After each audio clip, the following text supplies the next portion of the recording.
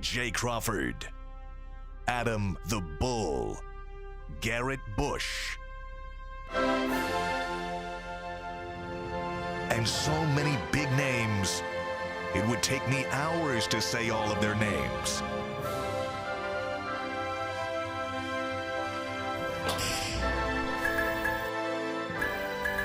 The ultimate Cleveland sports show. Booyah! Hey, Here we are. Da-da-da-da. Got a new Brown too, from when we left yesterday. And a returning Brown. Yeah, returning Brown, your buddy, and a brand new Cleveland Brown. Welcome to the Ultimate Cleveland Sports Show. Jason's back from spring training. I can't wait to hear more about the Albert Bell dilemma. He's still hungover, by the way. I've texted. I am not. Goodyear's like lame. There's Take nothing that to do back, with Bull. It is the end of the earth. Doesn't it feel like it a good year? Goodyear's. It's plate, out there. the airplane graveyard, and like It is kind of macabre when you get out there. it is weird. Yeah, bad weather too. I'm sorry to hear that. Oh, it was lousy the whole My time. week was sunny and 80. Wow, I'm really sympathetic. We were here in Cleveland. It was fantastic. Hey, these two dudes, bragging back and forth who had the better weather. Yeah. These guys, man. These kids. Bulls bet. How'd we do? Oh my God. This was the worst beat that you've had since you made your Oh picks. my God. So I had the Warriors -2.5 last night. First of all, the game's being protested by Dallas. Yeah, but that's not going to change the outcome. Golden State was winning the whole way. Right. They're up by 5. Was it 5? Yeah, they're up by 5 in the closing seconds against Dallas. Yep. Dallas misses a shot. They get the rebound, toss it out for a meaningless three because they're down 5 and it's Desperation, Literally, definitely. the clock is running out. As the buzzer sounds released, literally got it off a tenth of a second before the buzzer, hits the 3, and it's a 2-point win. And it's a bad beat. Instead of 2, that's a bad beat. That sucks. Now, they're protesting it because weird call. I don't know if you guys saw this, but after a timeout, the referee, in signaling that Dallas had called the timeout, Yeah. the Dallas bench felt that they said that it was their ball. So they felt they were inbounding the basketball. And they got confused. So obviously they weren't set up to defend the inbound, and Golden State threw it in and got an easy dunk. Yeah. And that factored into the score the only too. protest I could ever think of them going back on was the George Brett bat, right? In any sport. Which, by the way, was like 40 years ago, 2 days ago. This is the 40th anniversary An of it. iconic moment of George Yeah. Brett running out of the dugout. Yeah. And then they went back and but that's like maybe there's been others. I can't think of any. Anybody? I can't Has it think of ever any. happened in the NBA? I can't imagine they would do Where a anything. protest was overturned. The thing was, it was in the third quarter, right? Yeah. Yeah. Yeah, I mean, it was. So Third, I don't third know. quarter. I don't know how. At this let him point, go back, call it a tie game, and play overtime. Let's go. Maybe I can still cover. Well, today, was Bulls a Bet of the horrible day beat, today is March Madness as the Yeah. Sweet 16 tips off later. And as always, Bulls Bet is brought to us by our good friends at Bet Rivers. Hey, Ohio, Bet Rivers Online Sportsbook is the place to be for every single game. Right now is the perfect time to join Bet Rivers Sportsbook. When you use deposit code SPORTS, you'll receive a second chance bet up to $500. You can get in on all the action with weekly specials on your favorite sports like basketball and hockey to help you win big. Check them out at betrivers.com or download the Bet Rivers app today for the latest lines, odds, and boosts. And the next podcast comes out tomorrow morning. There you go. Baseball preview next week. What do we got today? We got Michigan State. While most Big Ten teams are frauds in the NCAA tournament, we all know this. Big Ten sucks in the NCAA tournament pretty much every year, except for Michigan State. They're always in the Sweet 16. Yeah. And this year, think about this. They lost to Ohio State in the Big Ten tournament, and yet they're the only Big Ten team left. I think they keep going to the Elite Eight with a win over Kansas State. I think that's part of Izzo's magic.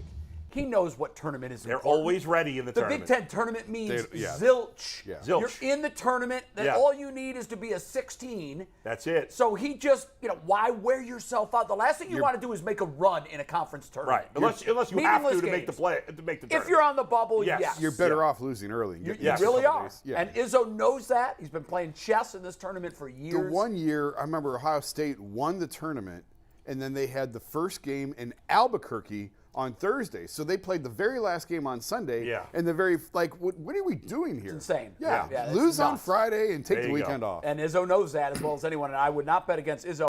Obviously, he's only won one national championship, Right. which is a bit of a ding. Right. Considering how many times he's been in the Sweet 16, it's almost like a a rite of spring that you can Absolutely. punch them into the Sweet 16, Yeah. irregardless of what they've done in the regular season. All right, we got to get right into this. Elijah Moore was acquired by the Browns via trade after we left the air yesterday. I literally had to look at this a couple times to make sure that I got it right for what little they had to give up to get him. And I've got a theory as to why that happened, but they essentially just gave up their second but acquired a third. Yeah, they traded down 30 spots Yeah. to get, this guy isn't a game changer. Nobody should think he's going to come in here and have a 1,200 yards receiving season.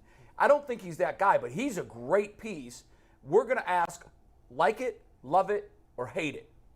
Can I go somewhere between like and love? See, that's where I am. I'm as close to love as I can get, but I'm not quite there. I can't say love because he hasn't played well enough yet to me. I mean, the trade makes a lot of sense. There's upside. He's got upside. I think he could potentially be a 1,000+ yard receiver. I think that potential is there. Yeah. If you look at his numbers, first of all, the Jets had nothing but bad quarterbacks. That's true. Three of them. But Zach Wilson is like next level bad. So if you look at his numbers with Zach Wilson, they're hideous. Hideous. If you look at what the other guys, they're much better. Now, I think with Deshaun Watson and the talent around, now the Jets had talent around him. They had Garrett Wilson this past year, obviously. And he's got to do a better job of holding on to the ball. He's had a little bit of a drops issue early in his career. But he wasn't targeted a lot. They were lost. I think he's got really good potential. Not as much as potential as Jerry Jeudy, but I feel like the Browns didn't give up much. Jay, when I first saw this trade, I read it as the Browns were trading a second and third round So did pick. I, Bull. I read it the same way. And That's I was why like, wait a minute. Right, And then I was when like, I didn't like actually it. digested it, I'm like, it made more sense the first way I perceived the trade. Right. But for a second and third rounder, I was like, man, the Browns gave up a lot for a guy who's very unproven. It's not even like Jerry Jeudy, hasn't proven he's great, but at least he's proven he's good. Right. Elijah Moore has proven at this point he's okay. We think he could be good, or at least I do. And so I love this trade.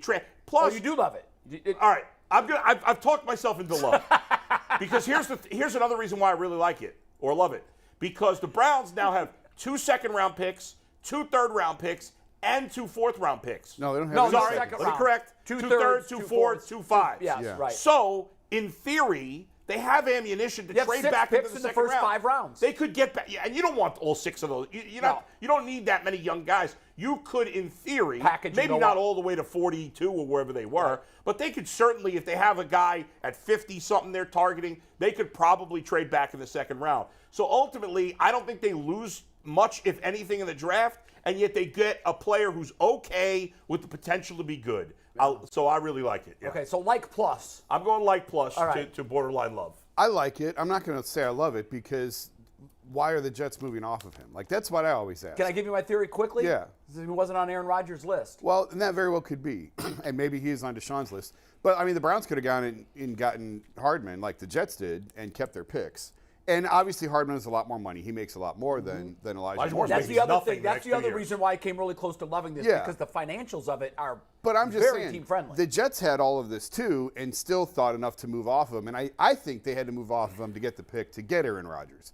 So they just created a 2. I think that's part of it. Yeah, Yes. they just created a 2 out of thin air, and they don't really lose, Hardman to Moore, so you still have that piece. Whether Right. one's better than the other, they're close. So you have that piece, and now you have a 2 to be able to go out and get Aaron Rodgers. So I think that's why the Moore Jets was did also it. unhappy there. He was. Yeah. was, and partly you said that if you compare his numbers to Wilson, they look awful. Well, when you have bad quarterbacks throwing the football, I'm saying his numbers playing with Zach Wilson. yeah, no, okay, yeah. That's what I'm saying. But okay, my point in all of this is when you have bad quarterbacks, they tend to look for the best receiver all the time.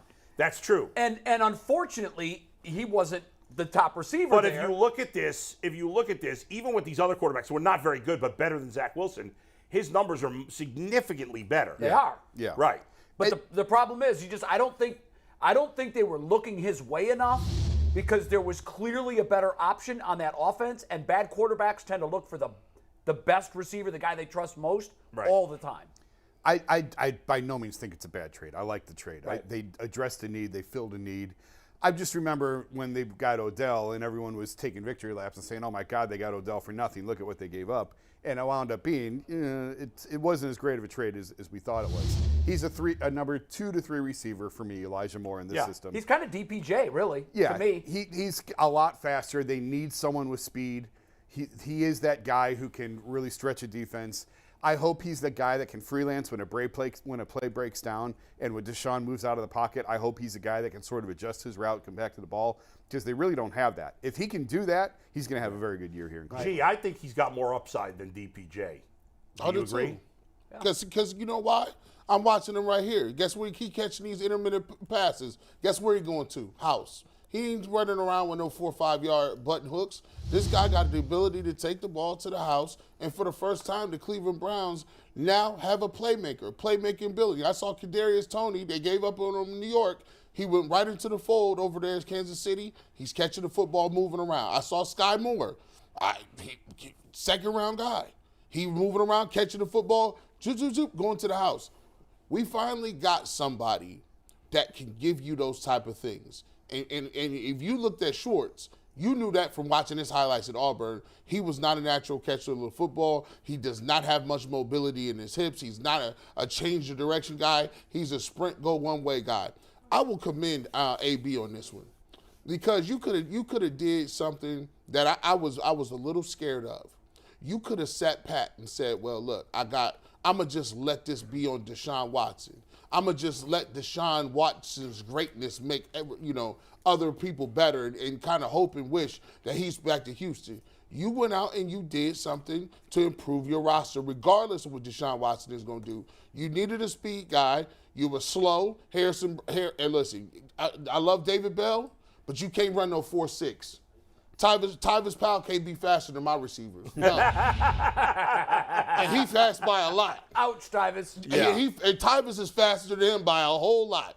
I like you. We'll work you in, but I need somebody with some punch. Now, Donovan Peoples-Jones is a lot better because now he don't have to run the routes that he don't have to run.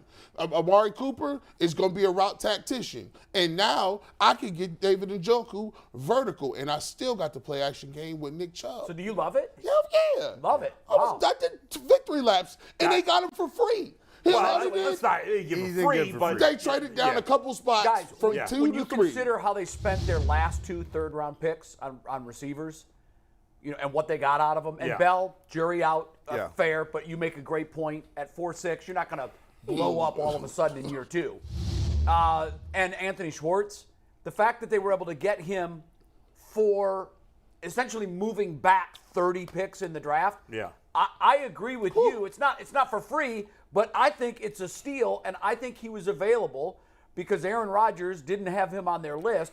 Also, the Jets flirting with OBJ. I think the Jets are dancing with the devil here.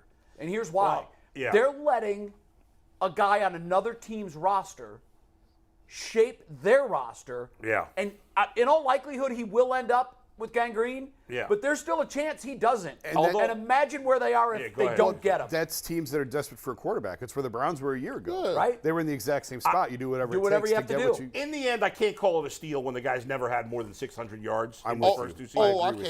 I can't go steal. Now, it might turn out to be a steal. What do you have in year 1? Hey, 500 something. Hey, when you got Sam Darnold and the Cougar Chaser throwing you the football, Gee, I hear you.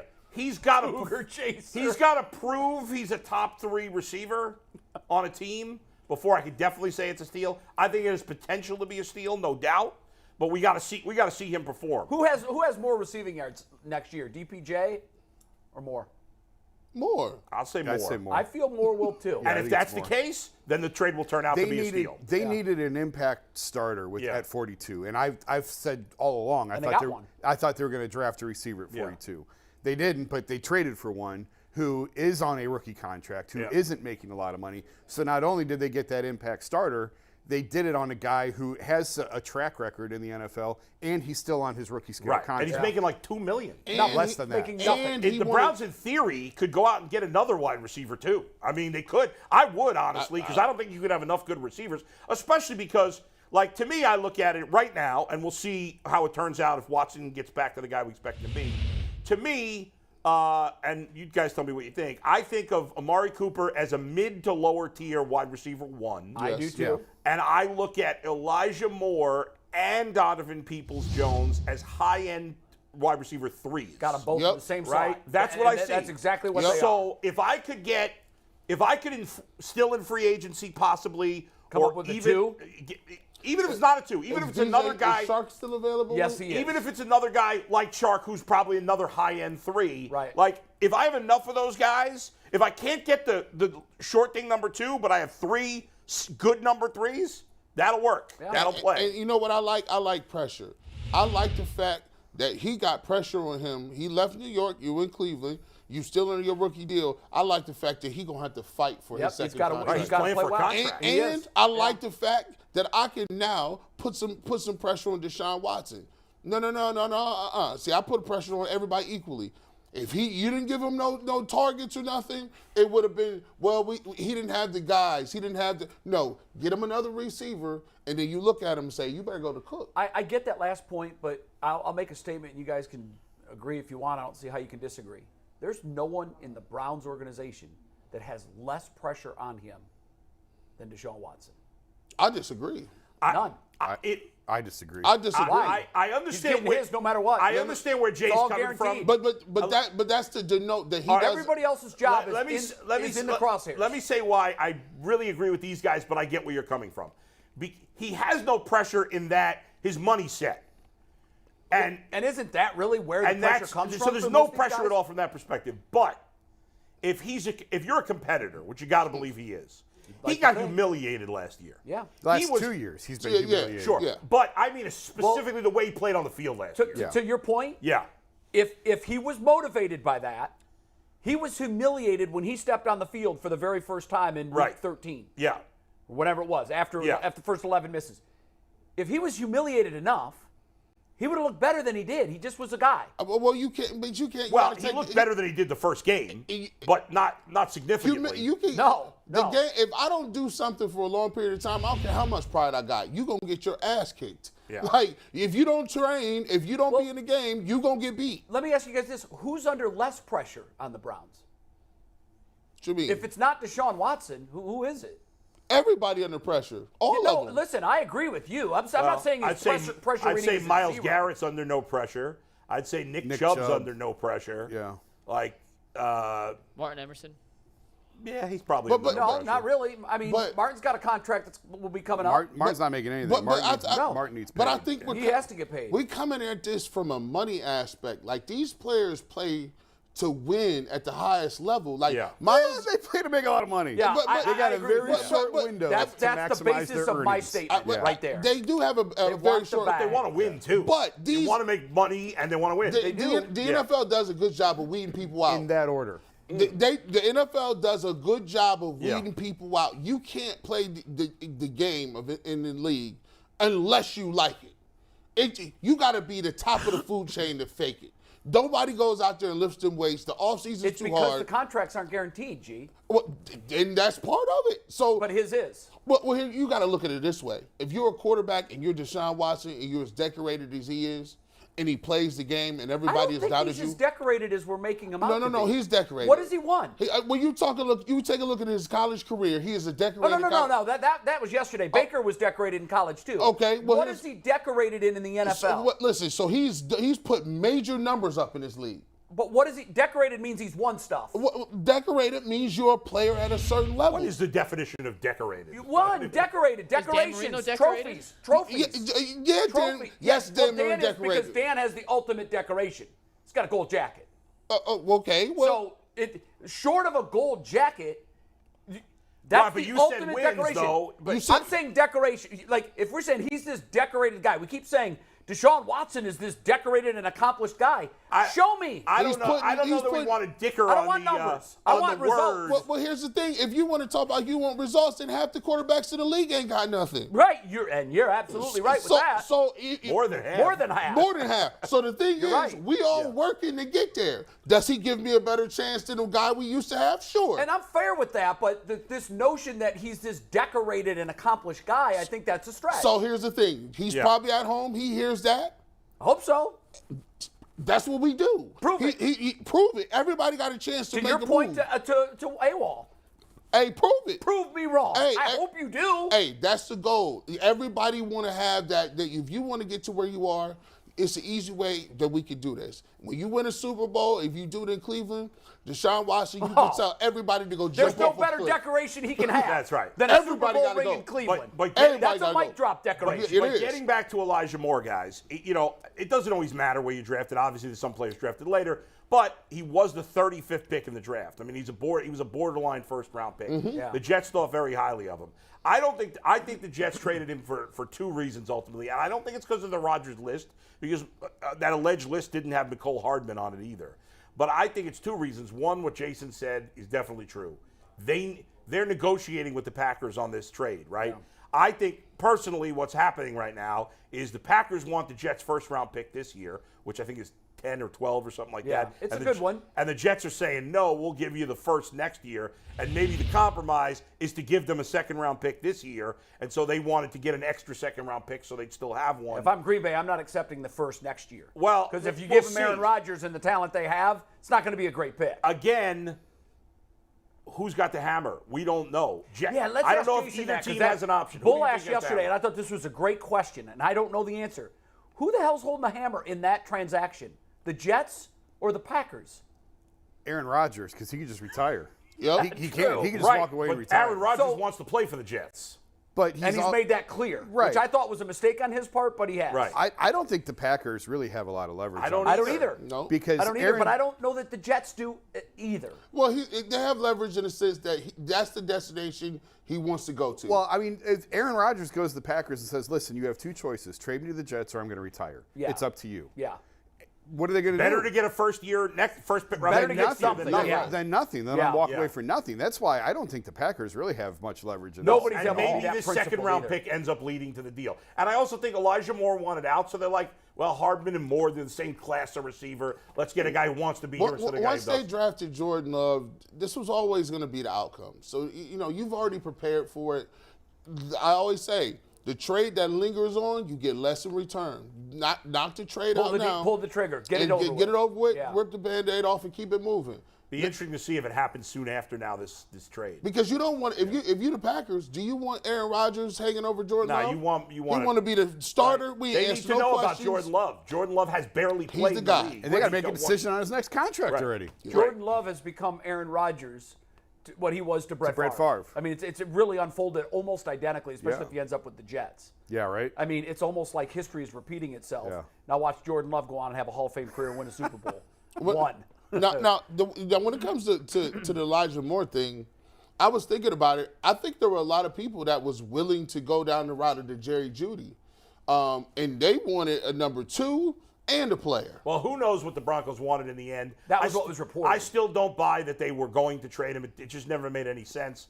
Obviously, you'd rather have Judy, or I would, even though it's a higher price than Elijah Moore. But I wasn't really thinking about Elijah Moore. Actually, Mary Kay, kudos to her. She nailed it. She just Yeah, she talked did. about it She like got a week it. or two ago, and she was right. It's a smart trade.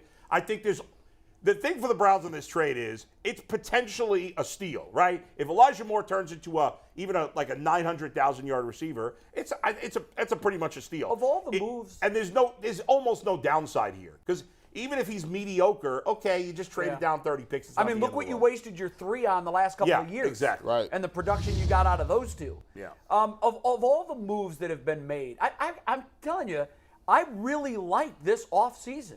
I think the Browns have, I don't want to say that they've won the offseason, but going all the way back to the defensive coordinator hire, the special teams hire, and all the players that they brought in here.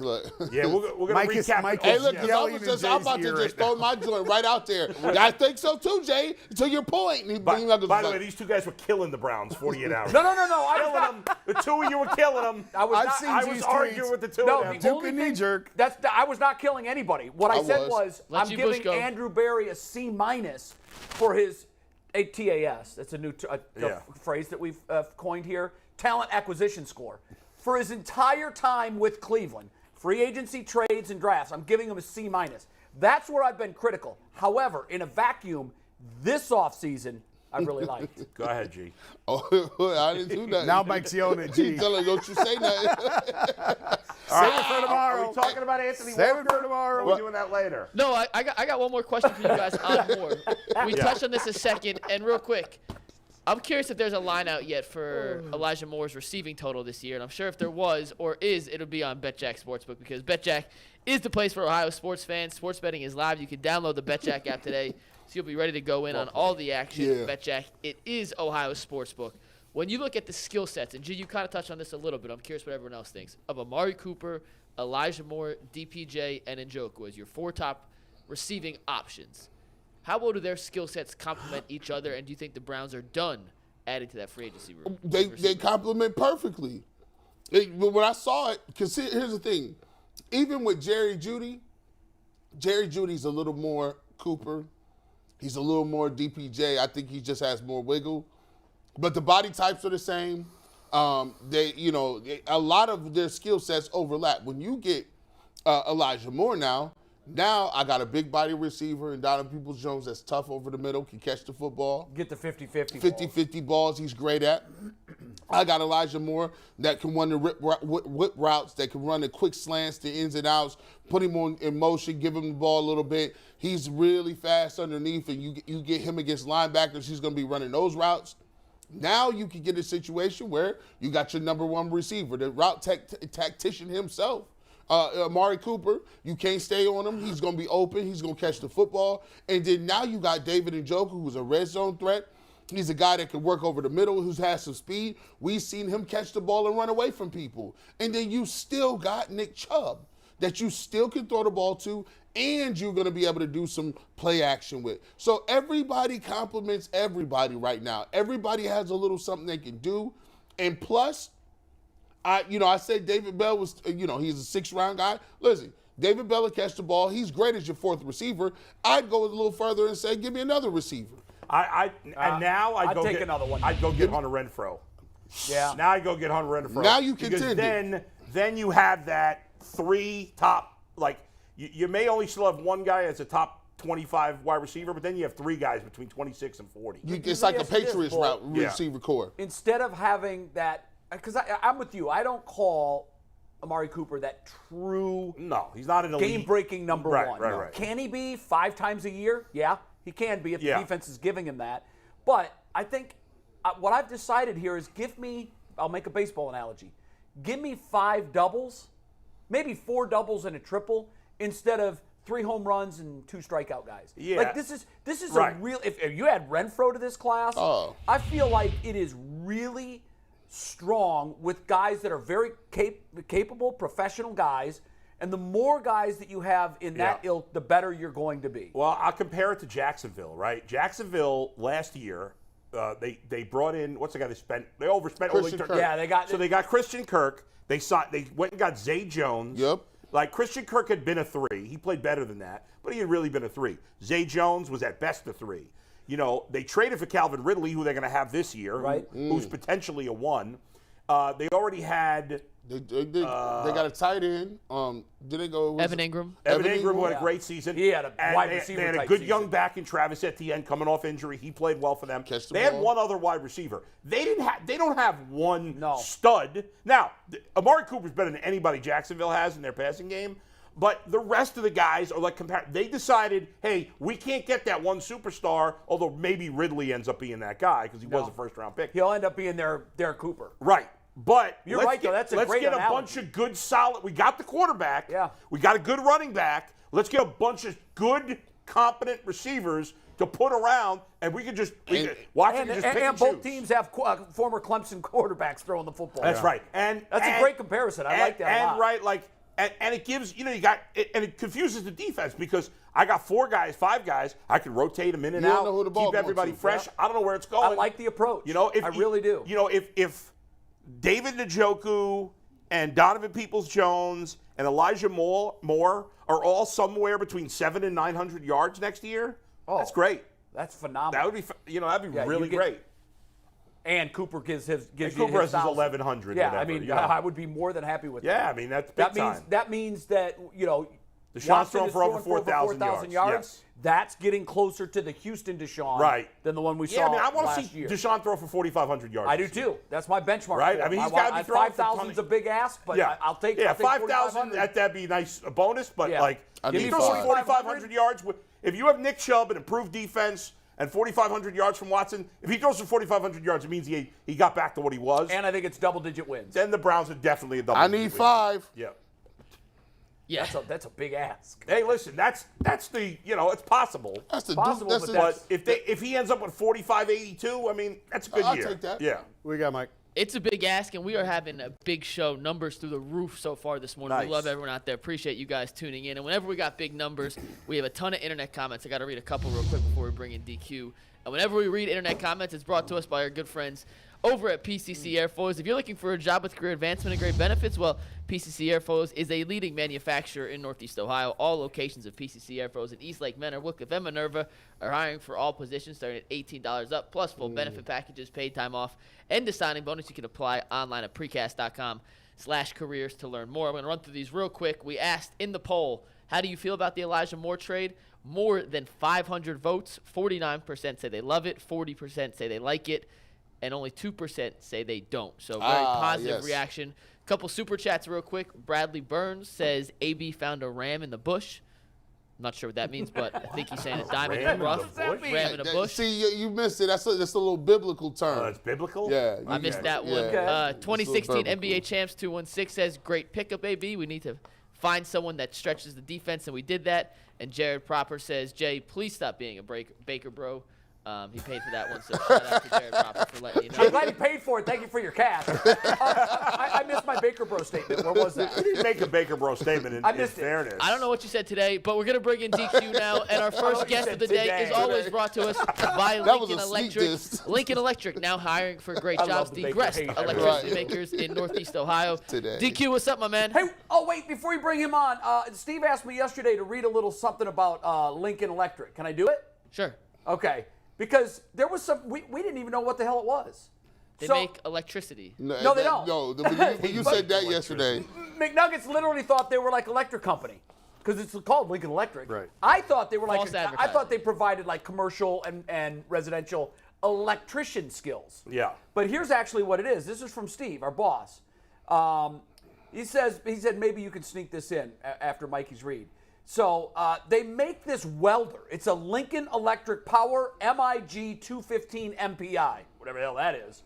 I'll put it into lay terms. Here's what it is. It's a welder that kind of like, think about a do-it-yourself guy. He would never think about welding because you need all those torches and tanks and all that nonsense.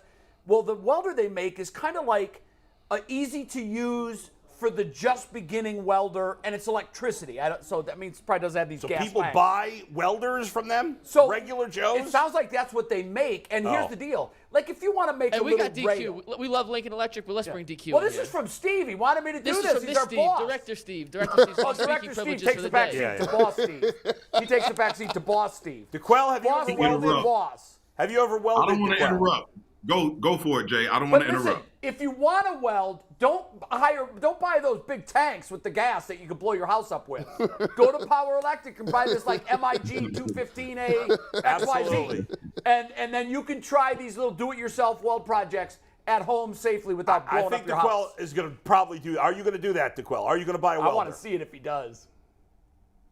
Probably not. Probably. I had him as a welder, guys. I did. Hey, DeQuell, what'd you think of the trade there? Elijah Moore and a third round pick to the Browns for the Browns' second round pick. What do you think?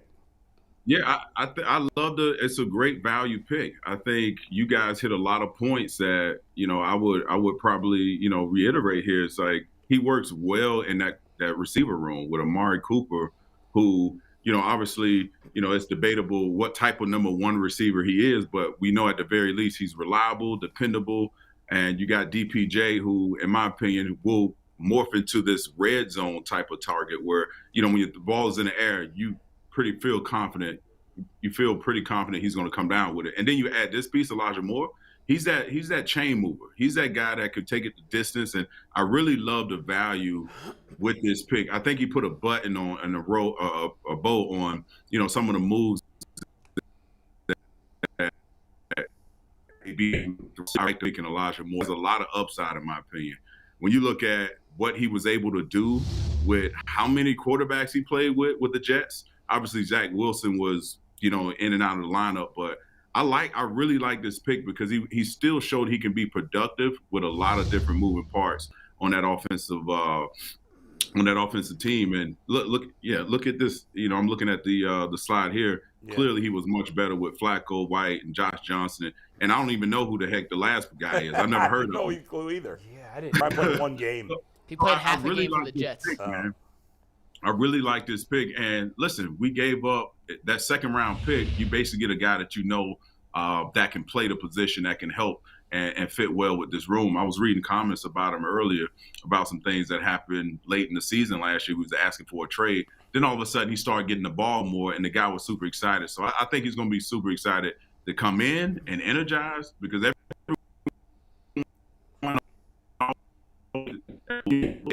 when you were the 4th pick of the draft, I was the 34th pick of the draft. And you get traded in the midst of all of that, you're hungry like no other, and you're going into a great situation. Hopefully with Deshaun Watson, he can play better. I really like how this offense is shaping out so far. DeQuell, I got to ask you something. Well, I got a confession to make. Anthony Walker, a couple weeks ago, I called him Captain Planet. I said that he was just a Jag. And that explains his tweet. He retweeted it. And I was emotional, and I had to call. I had to call him back, and I had to let him know because sometimes you don't know what you got till it's gone, right? You know what I'm saying? I was out in the streets. I was living wrong. And I realized that I needed him with me here in Cleveland, and I called him. I said, "Listen, I'm sorry. I'm working on myself. I'm working on myself. I've been cleaning up. I've been going to church more." And guess what? He came back. He went to Washington, came back, and he signed again. And I'm so happy to have Anthony Walker back in the mix because I was scared for a while. I know who had the green dot, nothing. Now, listen, G, you're a man of your word. Listen, all my expectations, listen, I get it now. I get it. You're a man of your word. You were wrong. You came back. And listen, we needed it. We needed him. Once he went out of the lineup, you guys know how I feel about JOK. The jury's still out. Now, where's your coming Jesus on JOK? Walker makes me feel better about JOK being in the room now because I know he has a guy in the room he can listen to. And I like Anthony Walker. Listen, I don't know what the Commanders were offering him, but listen, at the very least, if you're on a one-year deal, you go back to the team that you're familiar with, the roster, what have you. And I think he'll play well under Schwartz and his scheme.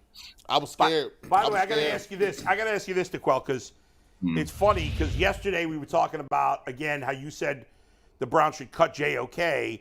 And I got to find this tweet because somebody tweeted at me and said, why do you guys keep saying that the Browns should cut JOK? And I said, well, because I said, A, JOK is not very good. And I said, B, we're not all saying it. It was DeQuell who said it, and he knows more about linebacker play than we do. So this guy reached out to me, and he said, and he actually sent me one stat. With analytics, you could find, and I love analytics. Yeah, right, they're just like any other. There's a number for everything. There is actually one stat where JOK. Is it the run stuff stat? What's that? Is it the run stuff yes, stat? Yes, you have it. I'll find it. Of course, I can't find it now. But there was one stat where. What's the basis of the stat? It was run stuff percentage. I'm going to find it here in a second. I hope. And that he graded out higher than most other linebackers in the league. Yes. I don't know why I can't find it. I think second in the league. I'll find the stat. Yeah. Well, my favorite analytic is the eye test. Was he? I mean. Well, here I don't know. I can't find it. But anyway, I don't know. So So for a third time, do we want to take back cutting him? He just did. He doubled down earlier. No, he just took it back. He said, "I'm okay with him now." Because AWOL's in the room again. Bull, until he shows me. Listen, I like the fact that AWOL's in that room. He can help groom this young player, but he still has a lot to prove to me.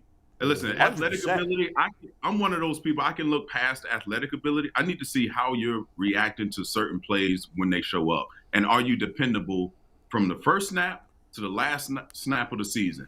That, to me, is where he is all over the place. And he has to make huge leaps in his play in order for him to listen. Do I think the Browns are going to cut him? No, because he's a second-round pick. But if I were there, you try to find value for him because I'm sure other teams will see a guy like him that's raw, all this athletic ability. You know what? I can be the guy to change. And you know, today, I haven't seen enough to say, you know what? He's a guy that I can rely on. Do I want him to play better? Absolutely, but I just hadn't seen it on film Can I so ask far. you a question, about? I stand my ground. I want to ask you a question about. We've been talking about this throughout the week, and I brought up the fact that the Browns linebackers, who I guess as a core you would say are smaller, you know, that we certainly don't possess these huge linebackers, and that's obviously been the trend of the league to go with smaller, more athletic linebackers to help out in these mismatches with tight ends and whatnot. But ours, to me, I don't know where they rank in size league-wide, but just to me, to look at them, I look at them and the judgment I make is we got a small linebacking core. And last year, we had an injured linebacking core, one after another, suffering these season-ending injuries. And I'm wondering what your thoughts are on that.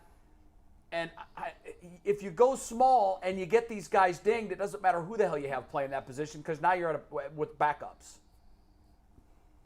Yeah, it's a challenging situation. You know, for me, look at the moves that AB made in that front office, obviously they had to address up front. And when you have guys that aren't as big as some of the other guys around the league, and you want linebackers to be able to run laterally and play behind the line of scrimmage and cover receivers and slot receivers and tight ends, you're asking a lot of these guys. But the one thing you have to do is make sure they're protected up front. When you know you have, you know, guys that aren't the biggest in the world. And listen, last year was a proven fact. Those guys couldn't stay healthy for whatever reasons. Again, you look at who they re-signed and who they brought in. It's still a question mark to me.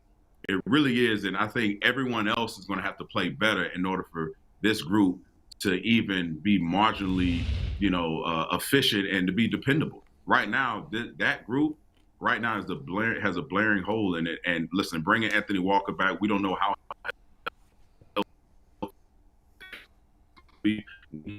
who at least is good for the locker room. That's a great leader. But again, you know, your guess is better than mine in terms of how well this group is going to play. And the question marks still linger for me. It stinks. It stinks in that room right now. It's the biggest, I don't know if hole is the right word, but they've addressed all their other needs, right? Like everything. Mm-hmm. Defensive line, receiver, safety. Everything that we've talked about all offseason and then back to last season, they've addressed every spot except linebacker. So I guess two things. One, can you find in the third round an impact linebacker who can step on the field for you on day one? Maybe not in a starter's role, or maybe it is a starter's role. I don't know. What do you think? And also, what do you do with Taki now? Because I thought he was better in the middle than he was anywhere else. And now if you're bringing Ewok back, so what do you do with Taki? Well, I think that was a move. Listen, my JOK theory, I'm gonna stand firm to it. I think they realized he was playing out of position. They don't know really where he's going to end up, and I feel like hope that star. However, Taki played well when he was in the middle. Mm-hmm. I thought he was great in coverage. I thought he played. He didn't screw anything up, right? And I think that could be. You can work with that. You can always use a guy like that. But again, to go in the draft to try to find a guy who can come in and command the room and command a Myles Garrett and understand what Schwartz wants and with his track record, it's going to be extremely hard to find a guy. Not to say you can't do it, but you're going to have to find an extremely confident backer that can come in, command the room, command a guy like Anthony Walker that's on a one-year deal, he's on a prove-it deal. Taki the same. There's a lot of moving parts if you want to put on one particular guy to come in to say, you know what, you get the keys, whether it's first and second down or third down. It's going to be extremely hard to find a guy like that. And that's what every defensive coordinator, every coach wants to find a guy like that. But your guy right there with the screeners up is Anthony Walker right now. And let him contribute right now. And listen, again, the linebacker position, listen, Bobby Wagner's out there. I don't know why they didn't kick the tires with him. At least maybe his price tag is too much, but at the very least, the guy can play. But again, I feel like they're going to have to address this position in the draft. because right now you're running out of options in terms of veterans to bring in. Yeah. You know, DeQuell, as I was watching JOK, I asked you, I said you on Double Down on it last week, and I was watching him. And to me, it seems like he plays this role. It seems like they have to make a position for him. He has to either, in college, there's either a bandit or a star role. And usually a bandit or a star is a guy that's a stand-up guy. He's not really a linebacker. He's not a safety. But he has very little responsibilities. It's basically, it's almost a green dog. If they block, tight end block stays in, you're going to come on a blitz, a rush. And he covers very specific people. You could put him on a tight end and cover him down the field one-on-one. But G, I don't mean to interrupt you, but that's a guy, how do you coach a guy like that that's positionless on the defense? That's what makes it so difficult. And JOK doesn't. They would have to create something. Great at one thing to be able to build off of, and that's where my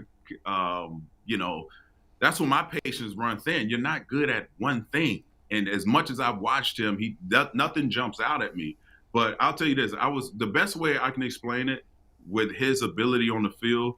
Tyvus and I, we were talking about this 2 days ago. We were texting back and forth, and he was giving me crap about my take on JOK. And I was like, you know what? JOK to me, when I watch him on film, it's like Troy Polamalu without the playmaking ability. Yep. It's just all over the place. Yep. It's all over the place. Yep. And It's like Aaron Judge without the power. Yeah. So that's your starting point. And that to me, coaches have a hard enough job. If you don't have any ownership personally, then create fix all these bad habits, and all of a sudden you have a masterpiece. It just doesn't work like that. Yeah, Troy Polamalu did have the green, like it was just like he had the green light to do anything. He just do whatever he wanted, and he would just be around the football. That team was, it was amazing. Like when he played, they were great on defense. When he didn't play, they were mediocre on defense. Yeah, absolutely. But DeQuell, I think what you need in that role, that sort of that position that you explained, aside from extreme ability, athletic ability, you also need to have great instincts and reaction speed. And is that the piece in JOK that you absolutely need to see that you're just not? And that's the raw natural instincts on where the ball's going? Yeah, just the feel of the game. The feel of the game, to me, listen, I try to go back and look at, okay, what happened leading up to last season?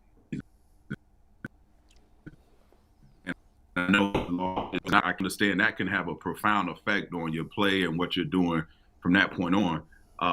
And so you got to take all these different things into account.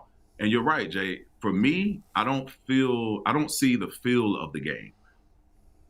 If I were coaching him, I think it can be, but it takes a lot of hours of watching film to be able to place yourself in a position to be able to learn from it. And it takes countless hours of film. And for me, that's what worked for me. When I started really making a point to really do my due diligence and watch myself all day, every day for hours on end, things started to click.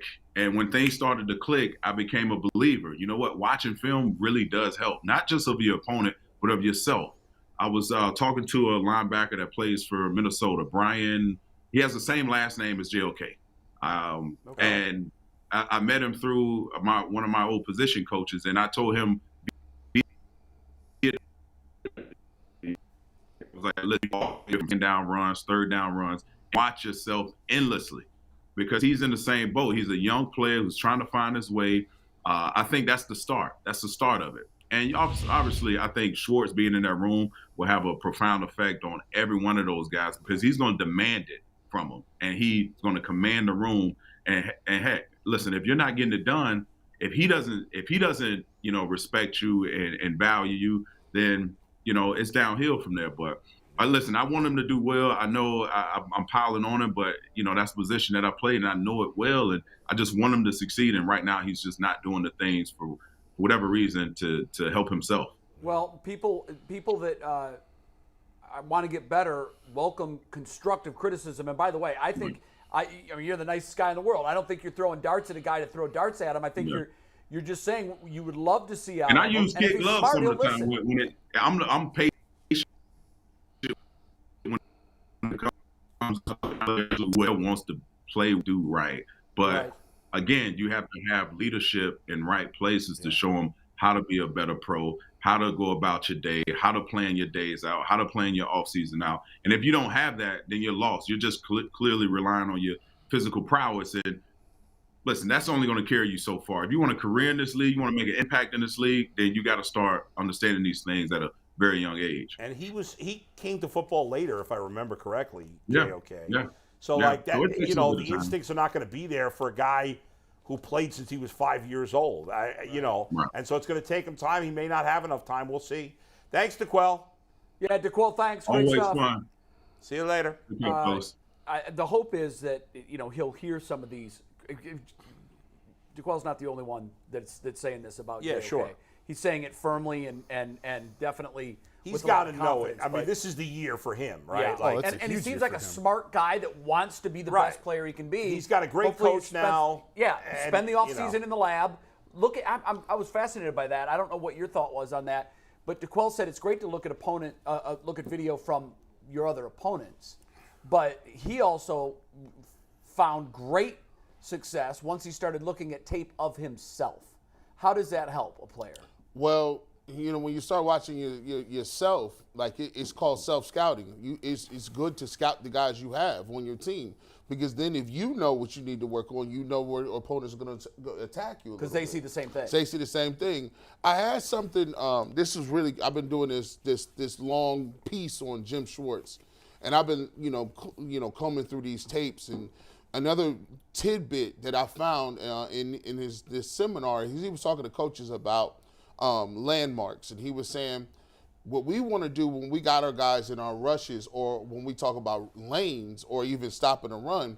He said what we used to do is we used to always tell people, always found that our players played better if they were 2 to 3 yards behind the line of scrimmage, or 2 to 3 yards back from the line. He said because it gives them a little bit of breathing room, and they could diagnose it better. He said, we used to either put in Dominican Sue, and some of our big tackles like Haynesworth, we used to stand them up and say, get a head start, 2-3 yard head start on them. And the offensive linemen, they would be like, They're not used to that. they're not used to guys just, he said, you got a 290-pound man 3 yards back, and now you just tell him to hit the hole running. Now, even if they're running zone blocking, you see it coming. Wow. You're not close to the ball. Now he's knocking the guy off. And when he was talking, I just thought about the situation with JOK. JOK would be served better if he was even at a safety depth. If you started JOK and he was almost as a safety, and you would put Anthony Walker up there, or maybe Taki up there, and you move JOK a little bit behind those linebackers, what it does, it gives you a little more time to read and diagnose. Better vision, too. Better vision, and then he can use his athleticism to beat people to a get there. point, That's a great rather than advice. getting caught in the middle. And when Jim Schwartz was saying he was doing that with defensive ends, I would love to see him do that with JOK, because you got to think about it. The linemen, you talk about Baker and quarterbacks not be able to see over the line. So you got the defensive line there 6'5". Then you got the offensive line. And then you got small running backs that are running through them. And JOK is not 6'2". He's a smaller guy. He's a 6 foot, 200-pound guy.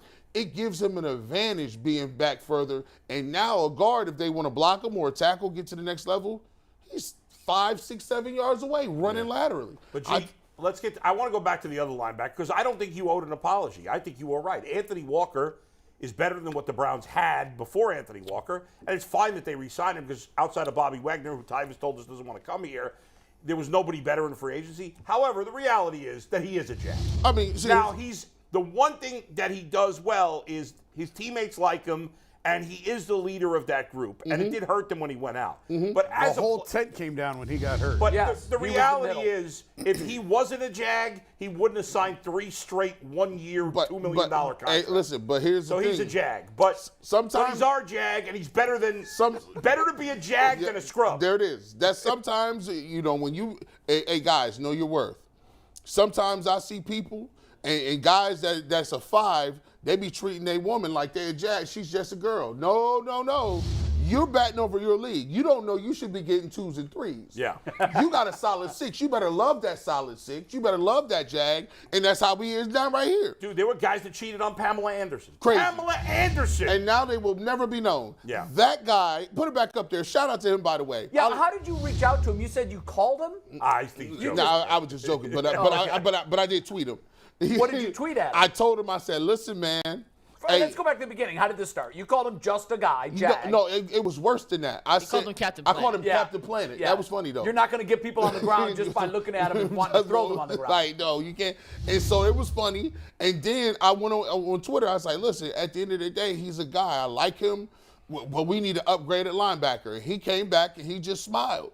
He didn't say nothing crazy, right? So when he got signed again, I was like, I ain't even going to lie. When you was out there looking at Washington, You got nervous. I was nervous as hell because what I started doing was looking around. I said, hold on now. We got JOK. He got a torn ACL. They got a torn pec muscle in Phillips. My man, DeQuell Jackson, said JOK should get cut. And now I'm looking at Reggie Ragland and Deion Jones. I said, oh, no, I'm sorry. I will apologize for the people. That was on me. Come on back. Don't even worry about that, big dog. Listen, you put it on me. Because I'm looking around, he's the best thing on the market. Now, they still need another linebacker. But is he just a guy? Maybe. But he's I like our how guy. you said it. He's our guy. He's our guy. He's our Jag. And I'll say this. He's a solid player and a good leader and a good teammate. So Yes. it's good that they brought him back. But I will say I love that he subtweeted you because it shows how the profile of you individually and the show as a whole has come a long way in a year. Yeah, I would like to think he wouldn't have responded to, like, Tim from Parma. No, he definitely would not With have. 77 followers. Oh, and there was a lot of people that said, oh, I'm waiting for the response, G. You better be humble. I said, listen, I've always told y'all, if you get new information, there ain't nothing wrong. We're going back and be like, yeah, I need to revise that answer. I just did it with Hunter Renfrow this week. Yeah, look, Yeah, I know. look, it's called growth, people. Yeah. And we want to win.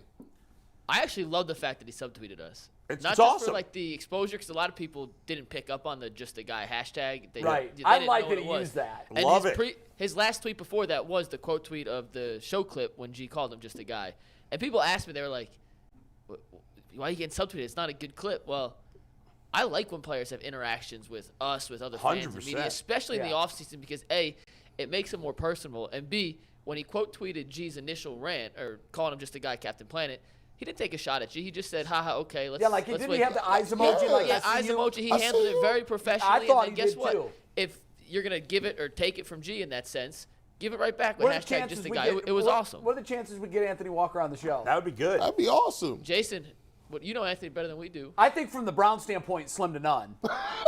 Yeah. But it's sad to me. I hate how Jason Jason just knows everything in the ivory tower. We just look at him. Well, we know how they operate. I mean, they don't like They are a unfriendly sensitive fire. bunch. But here's the thing, and this is why I love this particular.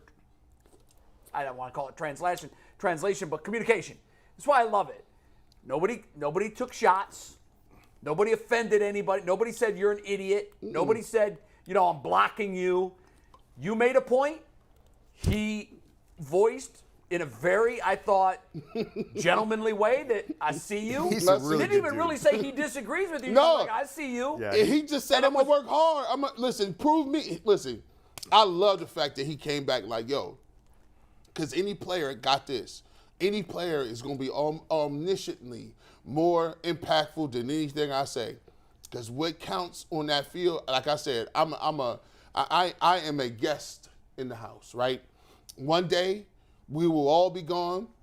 There'll be 4 new people talking about the guys on the field. But what you do in the field lasts forever. It is immortal. The people that play are the show. That's it. So, hey, he could have went off and went crazy, but at the end of the day, he realizes what he does in between that field speaks more volumes than anything somebody can say. And if he balls out, I'll be right there being like, Gee, Anthony Walker you're doing his close thing. in your point. Let's be honest. Get the camera on me here. I am way more immortal than Anthony Walker will ever be. He is a mediocre football player. I am the greatest sports talk show host in the history of Cleveland. So let's not F around. Okay? No, we got Tyvus Powell. Yeah, Tyvus has jumped into his body today. One thing, McNuggets, can we send Anthony Walker a fruit basket. photo? No, a photo of G with the hashtag JAG on the bottom and ask him to please mount this in your locker for your everyday motivational photo. With a fruit basket, if you Yeah. want. I don't even know how to respond to that. You know, Respectfully. Yeah. let him remember you. And, look, maybe you motivate him to work a little harder. I think we're going to have a good year this year. We'll be back. We back. All right. Speaking of songs, real quick, this is completely out of left field, but the ESPN video they did with the song "Dream On" from Aerosmith Yes. at the end of the century. Yeah. Every time I watch that, it makes me cry. I bawl tears Wow. every Really? time I watch that. I don't know. I think it has something to do with What else makes you cry? I can't imagine there's anything else that very does. few things that make Yeah. me cry. Did you cry at Rocky at the end? No. Really? The only movie That was moving. That final at the scene. end of the first Rocky. Yeah, at the end. Didn't make me cry, and I love Rocky. Brian's song. Nope. The only movie that I could think of that ever made me cry. There you go. The only movie that ever makes me cry is Forrest Gump when Jenny dies. Spoiler alert, bro. Are you serious? Bro, The movie's like 30 years old. Are you serious? No, I've seen it. I'm just messing around. When she For anyone dies, out there 'cause who he hasn't finally seen it. gets the girl. Yeah. Finally. Yeah. And then she dies. had And AIDS, right? that kills me. But those are the two things that make me cry every time. That movie and I think the You video. just revealed your kryptonite. Yeah. You just revealed your I just weakness. watched it again, the Dream On video with all the highlights. It is pretty. It's And so well done. I think some of it is I think of my dad and being dead, and like our relationship was not good when I was an adult, and it's just like I don't know. I think that's some of it, but every time, Interesting. waterworks. All right, Nothing makes me let's cry. discuss this because I think we're done with the Anthony Walker tweet, right? We are. But first, it is officially 12 o'clock, which means I need to yeah. remind everybody That's that right. the 12 o'clock lunch hour of the Ultimate Cleveland Sports Show is brought to us by Colleague Racing. Colleague Racing, the official NASCAR team of Northeast Ohio. And 2 super chats real quick, and I want to shout out Cody Clark, who just re-upped his membership. Well, thank you, Cody. Also gifted Appreciate 5 Cody. people memberships. He says, regardless of the hate in the chat sometimes, UCSS grew goated for making this concept a reality. This brings strong interaction and appreciation with fans. Love Thank ya. you very much. B-Dog21 says, hey, guys, don't forget that JOK lost his brother before the season began, right? That's a We know fact. what effect Yep. that can have That's a on good his point. That's play. a very good point. Very It's good very point. good points. I forgot about that, too. Yeah, it is absolutely valid, and we should at least consider that every time we do talk about JOK. We're You know, sorry it's for the his loss. statement that you hear all the time. You never know what someone's going through. Yep. It's a big fact. Yep. And if That's you're right. not a member of the Ultimate Cleveland Sports Show, by the way, shout out to Cody Clark for gifting those 5 memberships. You can Man, join that's on big. your own. That's big. For $1.99 a month, that is your starter C membership. It gets you loyalty badges, custom emojis, and community-only posts. For $4.99 a month, that is less than $60 a year. You get all the same starter tier perks, plus overtime videos, member shout-outs, and discount codes for merch. Plus, you can text with us on select games. You'll be part of a select group chain on Haymarket. A lot of fun, worth your money. If you're not, check it out. Quick question. By the way, the free option is available too. Make sure you subscribe and hit that like button. I got a question, Jay. So say, for instance, Matt Colleague Racing, right? Yeah. By the way, I'll be wearing my hat. People just be getting freaked out. They're like, oh, my goodness, I didn't know. How do you know those people? I was like, ha-ha. You how would you like to move. know, right? That's how I move. Now, if the car gets messed up, do he have to pay for that? Or Well, yeah, he pays for everything. Yeah. So hold on. Now, sponsors do too, but he's the owner of the team. I mean, I go into the wall. Bow. Yep. What do you think? The driver has to pay for it? No. Geico? No, for real. State Farm. No, for real. Hello, State Farm? I was just gonna say insurance. Liberty. It'd be a great commercial for Yo, Mayhem. wouldn't it? right? Y'all making. I was gonna say that. Dead serious. I No. thought like you get So insurance. I don't, was like, I don't want to speak out of turn because I don't really truly know the answer to that. They may have to have insurance on their investments. Yeah, I would think that they do, but can you imagine being Geico and you taking that call? Yeah, hi, this is AJ Allmendinger. Like to insure my two cars. No, but- How many miles a day do you drive? Well, some days I drive 500, some days I drive 400, but I I drive feel them like- at 200 miles an hour. I Hey, feel Jerry, like it's Olmendinger again. We have a NASCAR expert on the show who has the answer to this. Earl, what's tell up? me. Jay, so every team does have insurance, but Told yeah, you. you're right. The owner is ultimately responsible for the cost. The insurance and must this be is very exactly expensive. why Yeah. drivers get replaced often for crashing cars. Yeah, I mean, it's just like getting dropped by. Someone told me it's like when you get dropped by an Mind insurance blown. company. That's what. Well, yeah. Mind You blown. want a driver that can give you a chance to win. Yeah. But if your driver is constantly pushing the envelope and wrecking his car, you're going to drop him because he's a liability. It's like He's not winning. It's like hitting 220 and striking out 20 times and not 25 good. at bats. You're I- cut. I mean, you That's keep not hitting the good. wall, you're cut. I'm all in though. You can't. No, you're all out. You're all out. You crash too much. See, now, the reason I say the owners because, so essentially, there's a big pot. Yeah. And there's a lot of money coming in. If you've got 50 sponsors on your car, Right. and just a little sticker like this can cost 6 figures. But if your car is covered with them, that obviously goes into the race to general fund. Right. But any shortfall, and there is shortfall, is made up by the stroke of a pen. From Matt Collig. Bro. By the way, you mentioned the Mayhem commercials. Yeah, those are Did you great. know the actor in the commercial does the Mayhem guy? Who's great. He's great. He was one of the main characters in one of the first premium TV shows, Oz.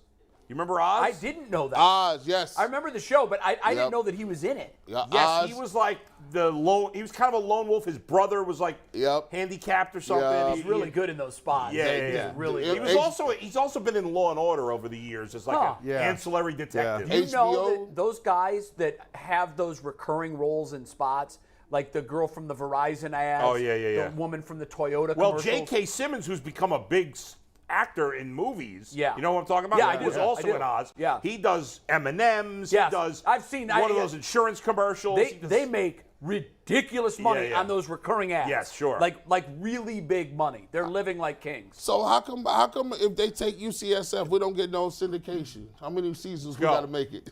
100 episodes. 100 episodes we get We're there. syndication? We've done way over 100 episodes. Look, Yeah, 200. Hey, We're almost at the 1 year. hey, negotiate that for us, McNuggets. If y'all get rid of us after 500 episodes, we get syndication Yeah. on all YouTube Get checks ads for 8 running. cents. Where do we want to go? Want to do the conference No. meter? No, okay. It's a little early for that. But Confidence meter on what? yeah, well, we were going to do the confidence meter on the Browns linebacking core. We No. really haven't gone into that. You know, let's go right to Guardians. Let's talk a little Yeah, let's Guardians. do it. here. I'm We've done definitely- Anthony Walker. Twist We my love arm. Anthony Walker. We will try to get Anthony Walker on the show. I think And tell him that'd it'll be a, friendly fire. Like, we're not going to beat him up when he comes in here. We love Anthony Nobody Walker. hates him. You know, Nobody you always hates want to him. upgrade. It if will you be can. it will be the best. It will be the best interview he's ever done. Yeah. And you know what? I think Easy it'll money. be a great example for how positive discourse can take place on the internet. course. You don't have to scream, yell, and say that I wish you were dead and go cancel your account. I mean, you can do that occasionally. Well, you but can, You but don't it have to do it. You should keep it to minimum times. You know, How many times have you done that? not very often. Okay. 83, 84. Yeah, let's do the Indians Guardians because I love this. We did this previously It was fun, yeah. with the pitching staff. Now we're going to do it so. And before we go on, let me Go tell ahead. everyone what's coming next. We'll Okay. do our outfield next, and Yes. then the day before, first game of the season, not the home opener, but the actual first game Season of the season. opener.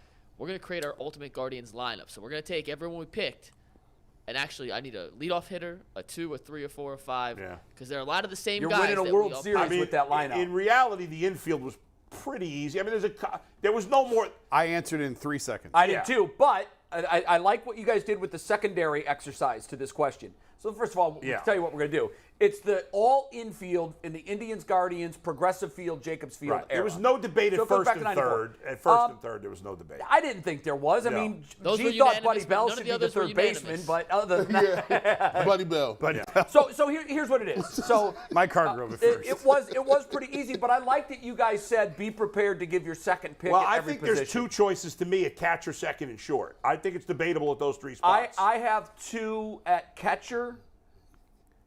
Yes, that's So, what I Jay, have 2 so too. here's how we went down. We went instead of giving everyone their individual lineup, we're gonna go position by position. So That's let's the best way start to with do it. catchers here. You can take tag board full.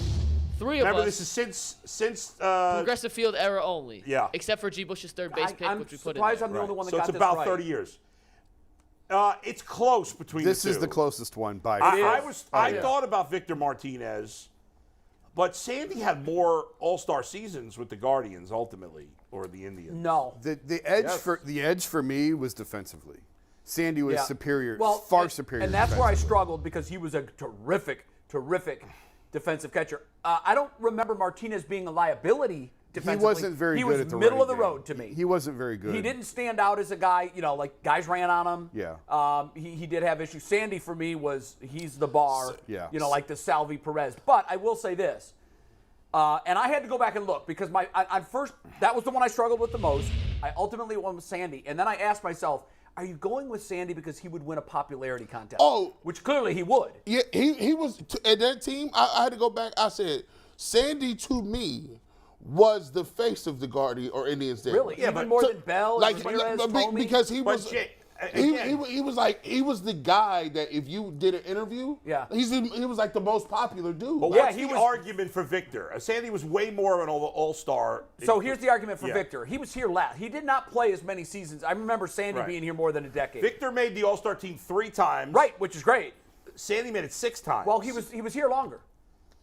So you're Sandy going was to here penalize longer. home for that? No, I mean, I'm going for Yeah. home runs. Victor was superior offensively. Offensively, far and away. better, and Yes. that's why I'm going this way. Now I understand that when you're a catcher, you got to consider both, And that's why. and that's why I struggled so much, Jason, because Sandy was a better defensive catcher by about the same margin in my mind that Victor was better offensively. Yeah. And Victor was, I think Victor was kind of one of those guys who fell through the cracks. Like when you ask players or fans to name the stars of those eras, they always leave Victor out, and it always drives me nuts. Full disclosure, Mikey texted me this morning and said, hey, can you argue Victor? Because I had Sandy originally. Oh, you did? And I said, yeah, I can argue Victor because it's really, really close. And then you changed, or you went to Sandy, or you did. went to Victor. I went to Victor. And so Mike texted me and said, you can do whatever you want. I said, then put me back to Sandy because of the way he can handle the pitching staff, because how good he was defensively great behind with the the plate. staff. I Man. think Yeah. I went with Sandy, and I was debating the two. Yeah. But I went with Sandy because I thought Sandy was closer. Remember, it's not their career stats; it's only with the Indians. Yeah. Victor Martinez played 2 less years, or I think 2.5 less years. He was here like 8 or 8 9 years. years. Victor I was thought here it like was 8 years. Sandy was here 11. Maybe he got traded halfway Yeah. through. I think he Right. did get traded halfway So through. I think it's 2.5 years difference. Yeah. So That's negligible to Sandy me. didn't hit. Victor Martinez didn't hit many more home runs as an Indian than Sandy. They're Well, pretty close.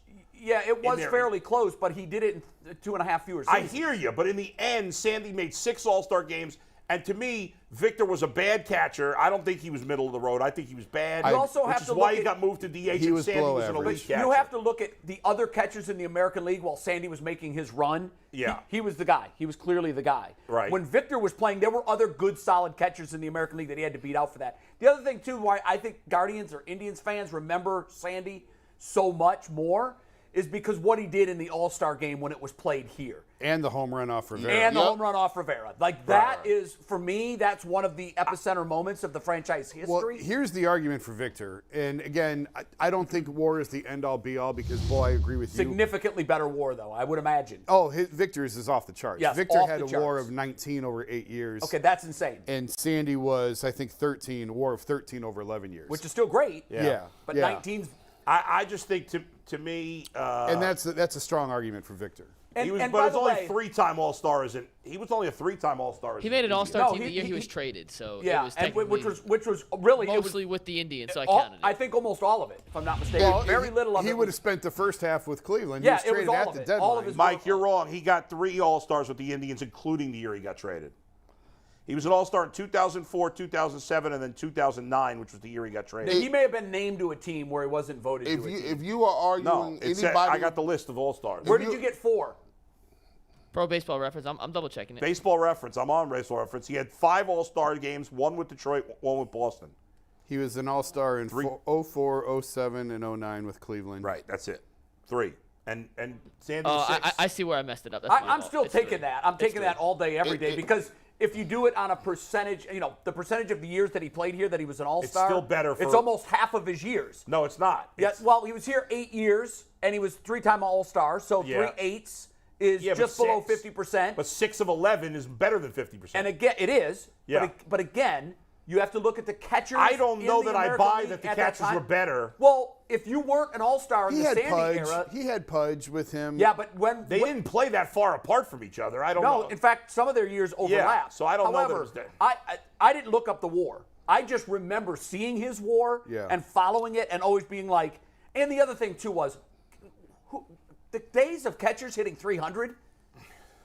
Guys, they don't do that. Yeah, but to me, catcher and shortstop, I lean towards defense. If- and totally there's no agree. comparison Yeah, defensively. I agree too. Catcher and I- even And more Sandy, so. Here, to me, As you'll see on my list, catcher even more so than short. To me, Victor was an elite hitting catcher who was bad on defense. Sandy, I wouldn't call him bad on defense. I thought he was bad. I don't think he's ever bad. I think he was below average. He was bad. I thought he was middle of the road. There's a reason he got moved to DH pretty early in his By the career. way, if you compare anybody in the mid-'90s to anybody, it's a clean sweep. It's and a wrap. Sandy was elite defensively and still good as very good. As a hitter. By today's standard, he'd probably win the Silver Slugger Award. And it's incredible. In most of his years. It's incredible Sandy was as good as he was defensively. He's 6'5". Yeah, not built like a catcher. He's 6'5"? Yes. He's massive. 6'4", maybe? Massive. 6'4". He is a massive And by the man. way, as coaches go, particularly coaches that have been removed from the game for as long as they have, he looks like he could still get out there and do it. He's a big biker. I know he is. Bicyclist, He's in great not shape. motorcycle. Bicyclist. And he was he was the de facto captain of So that what? team. Who wins the vote? Is it 3-1 on Sandy? Oh, it has to be 3-1 Sandy. 3-1. I mean, Yeah, it's 3-1 3-1 Sandy. definitely has to take it. Yeah. And by the way, if But it's close. Like is it definitely is close. really I close. consider for me, Victor also. the stat that I would lean most heavily on was the WAR, because that factors in everything. That factors in how much defense figures into the position. But I and don't your know offense. that I don't know that WAR can factor in how a guy calls a game and No, how he it can't. And That's that's where I intangible. think I Sandy looked was at so it good. as That's this. intangible. I was thinking of it as a whole lineup, and my lineup's going to be a bunch of great hitters. I want my catcher. The defense broke the ties for me at catcher and But shortstop. Bull, didn't you tell me you wanted Carlos Santana? No, Oh, playing. wow! I know where you're going now on defense. Yeah. Or on shortstop. I should. I'm sorry you got that wrong. I flip-flopped. Shortstop was tough too. Yeah. First base, nobody. I mean, We all it's went with Jim Thome for first base. There's but no just, debate. Did you guys want to throw out Yeah, your throw out your second? number 2 just for fun. Paul Sorrento not playing. I guess Paul Sorrento? No. Hafner, maybe. Hafner I was didn't really mine. think about it. Hafner would be my Hafner dude. was my guy. Didn't play a lot of first base. mostly but DH. If I had to put him at a position, I would put him at first base. And so yeah, I expected that to be a clean sweep. I expected a lot of dissension here at second base. There's actually 3 guys that you could at least bring up. Yeah. Yes. So Only let's see one's the right graphic. answer. Let's see the graphic. So it's 3-1 on the second baseman vote. Whoever the third person is, I'm not quite sure who you're referring to. I went with Baerga. Kipnis. But- Baerga's Carlos the other Baerga? guy. Baerga, okay, yeah. Baerga had See, some here's the reason I went with monster Kipnis, seasons. because Alomar only played 3 years for the Indians. Don't matter. Yeah, no, but he was. Is it an- It don't matter. It's At a like, Hall of Fame it's like level. saying Michael Jordan only played for you for 3 years. Well, Jay just spent the whole time arguing Victor Martinez, and a big part of his argument was when he played less.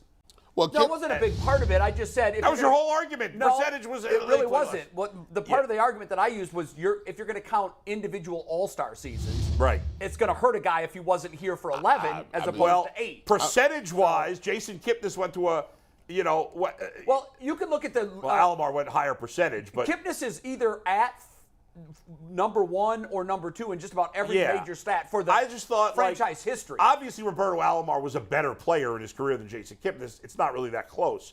But I didn't want to go Jason Kipnis was a very good player for the Indians almost his entire time here, except for 1 year. Yeah. He was a really good player, not a star. I mean, even that, I know he made Roberto 2 All-Stars. Alomar for his brief time here was great, fantastic. but it was only 3 years. Golly. Jason, So- have you ever seen a better shortstop No. second base combo No. ever in the game? Defensively, no. I'll argue that with anybody. There's never been a better second base shortstop. Ozzie Smith, Tommy Herr? No, No, not even no. close. Tommy These Herr guys are better. brings down the average. I don't remember how good Tommy They Herr had was. circus type Sports Center top 10 double play turns 3 a week. Yeah. This is why you can't get nobody to go to the games, because we start reminiscing about this. I know. And It you be was like, so good. What the hell are we watching today? Let me tell you. good. Let me Better tell you. pitching today. Andres Jimenez is in that category. I thought about putting him You're in right. there. And Gabriel Arias made a play while I was out there that even Terry Francona I said thought about that it. was a himmy-looking defensive play. The way he went into the that's hole, a himmy? spun and threw it. That's your new name? They're so Himmy. quick. That's his nickname. The process of leaving their feet, going to the ground, Yeah. and getting I'm back to on their it. feet to throw the ball Yeah. and throw it accurately. Yeah, I mean, listen, I'm not putting Gabriel Arias in Roberto Alomar's category. not yet. But I'm just saying they've got some guys. But in terms of Alomar, it's the power speed defense combination unmatched. Hall of Famer. I mean, just unmatched. Hall of I would Famer. actually. I just didn't pick him because it was only 3 years. I That was need. the That's only fair. reason. And I Yeah. would need to, because I didn't look at it because it was Alomar's a slam dunk. I might take Baerga over Kipnis as number 2. So it was tough for me, He had too. a couple monster years. Yeah. And he was terrible defensively. He was a big liability. Had no Kipnis wasn't movement. great Couldn't go to his defensively. left. Yeah. Couldn't He go was to his okay. right. Baerga Other than was that, he worse. was great. Baerga was awful defensively. Kipnis made the play, but he didn't have good range. Baerga had 17 chains around his neck. That's why he the Yeah. cold. I know. And I asked him when you came on the show, dog, you don't know how you inspired me. I still love 96 gold chains to this day. Oh, my Like, number in every sport I ever played was 9. I loved Carlos He was Baerga. one of the Because of nicest. Baerga. Baerga. I loved Baerga. One of the nicest Yeah. former players I've ever met. Yeah. Such super a great nice guy. But he lost it so fast. Like, Boy, they traded oh, him yeah. at You know just the what? It right did. time. I mean, they saw it. Yep. They saw it coming. Yep. And he got heavy. And he was, to begin with, even when he was, if you go back and look at his footage when he was young and thin, he didn't have great mobility then. Right. But when he started adding pounds, he became that guy without a position. Yeah. And that's what really but hurt you know, him. so crazy when I liked it, they took care of him. Like he's still with the He threw out a first pitch last year in the Yankees still works for the series. biggest fan Yeah. of the team. Like he just I remember the game he hit a home run in the same inning, left-handed and right-handed. Right-handed. Yeah, that's why. To me, and by the way, and this is off topic, but I saw a guy yesterday or earlier, or maybe it was over the weekend, hit for the cycle. He's from Ohio, Mason, Ohio. He plays for Northern Kentucky University. He hit for the cycle, and he had 2 grand slams in the first inning. Oh, my God. Damn. Yeah, imagine that. Speaking of that, real quick, Mikey was asking about, he wanted me to ask Albert Bell about when he refused to take his base when he got hit by a pitch. Yeah, Yeah, right. yeah. He said it was because he had 3 home runs in that game, and he wanted a wanted 4 home 4. run game. And he got hit. He said, "No, I'm not taking I want a hit. Like I want a 4th home run." He said he had a game in the '90s at the old stadium where he hit 3 home runs in a game, and Grover took him out of the game, and they were up big against Seattle, and they ended up like Thomas Howard. The Mariners came back on him and tied the game, and Howard came to the plate in the 9th. In what would have been Bell's spot and struck out, and Bell was just like glaring at Grover the whole time. Oh, my And they God. won the game, and Grover told him, like, remind me never to take you out of a game. So Bell was annoyed that he never had a 4 home run game because he said, like, he knew them all. He said Mark Whitten had one. Hard-hitting Mark Whitten? Hard-hitting Mark Yeah. Whitten. Tuffy Man, I Rhodes had almost- one, and he thought Glenn Allen Hill may have had one, and he wanted a 4 No, home run Tuffy game. Rhodes didn't have 4. Yeah, opening day. He had 3. It was 3. I thought it was 4. Let's on double opening check day. because I was watching that game on my friend's giant satellite dish. Tuffy Rhodes, by the way, only hit 3 more home runs the rest of the season. That's really funny. Well, he wanted a 4 home run game. He had a Didn't get 3, it. and he never got All right, it. our shortstop conversation We got is third base first, by the way. Oh, you want to do Just third because base it was first? unanimous outside of G. Bush who picked someone from the pre-progressive field era. It Now, was- Steve, don't take it. it was a gag. Now it's going to be on your tombstone. Yeah, no, it's a gag because I'm like, dude, why would you even ask this question? There's only one legitimate answer. Like, you know, already on UCSS, Jose Ramirez is the all-time MVP of everything. Yeah.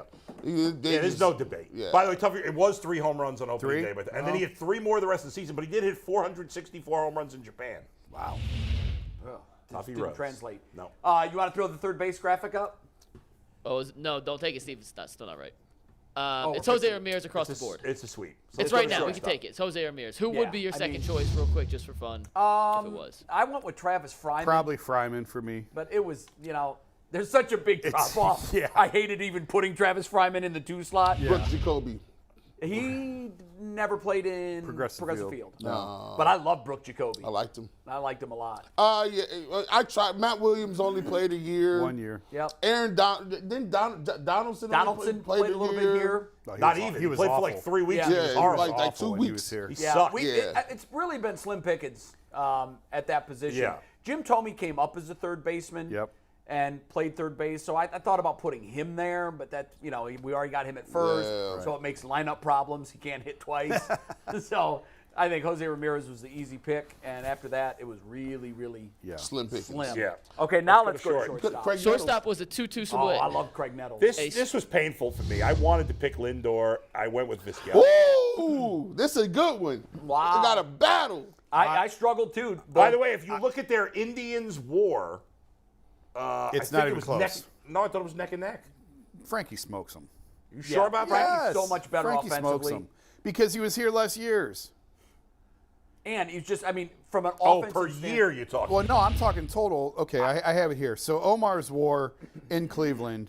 Hang on, I thought have I it. saw it was neck and neck. Omar's war he was here 11 years in Cleveland and had a WAR of 30 over 11 years, which is very, very good, very respectable. And a lot of that, obviously, he gets credit for defensively. Frankie was here fewer years. He batted Frankie was 283. here 6 years. Kinda high. Yeah. A lot of singles. A lot of.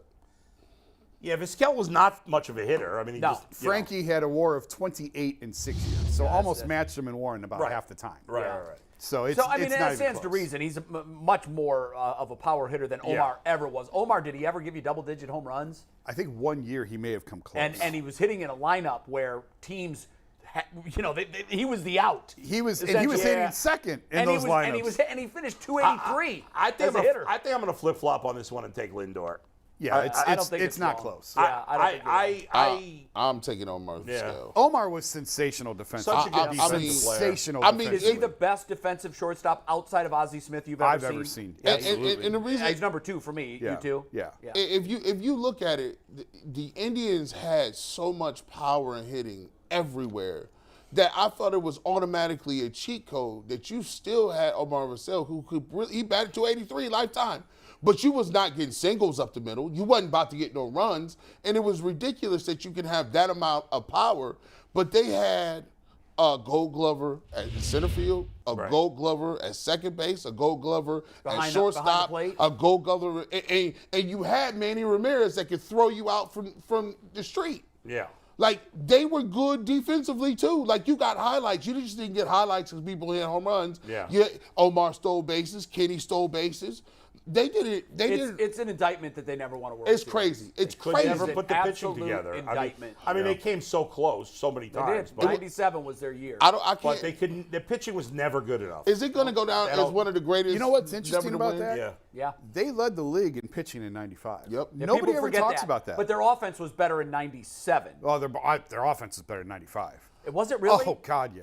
That's when they had everybody. They didn't have Albert in They lost to '97. the They lost to the Braves that year, and That was really, the only World Series the Braves won. Another indictment on the Braves is, or on the Yeah. Indians is, of all those great teams, the only team they ever got over was a '95 team that most people Yeah. thought was a I mean, Mikey, I'll juggernaut. save you the trouble on the outfield. It's the '95 outfield. That's the Indians' That's all-time it. outfield. Yeah. Albert That's it. Bell, Kenny Lofton, Manny Across the Ramirez. board. There's no debate. And I don't think Yeah. there's an argument to be made there Then for we'll just do a anybody lineup else. then. Well, I mean, just do the lineup because the outfield.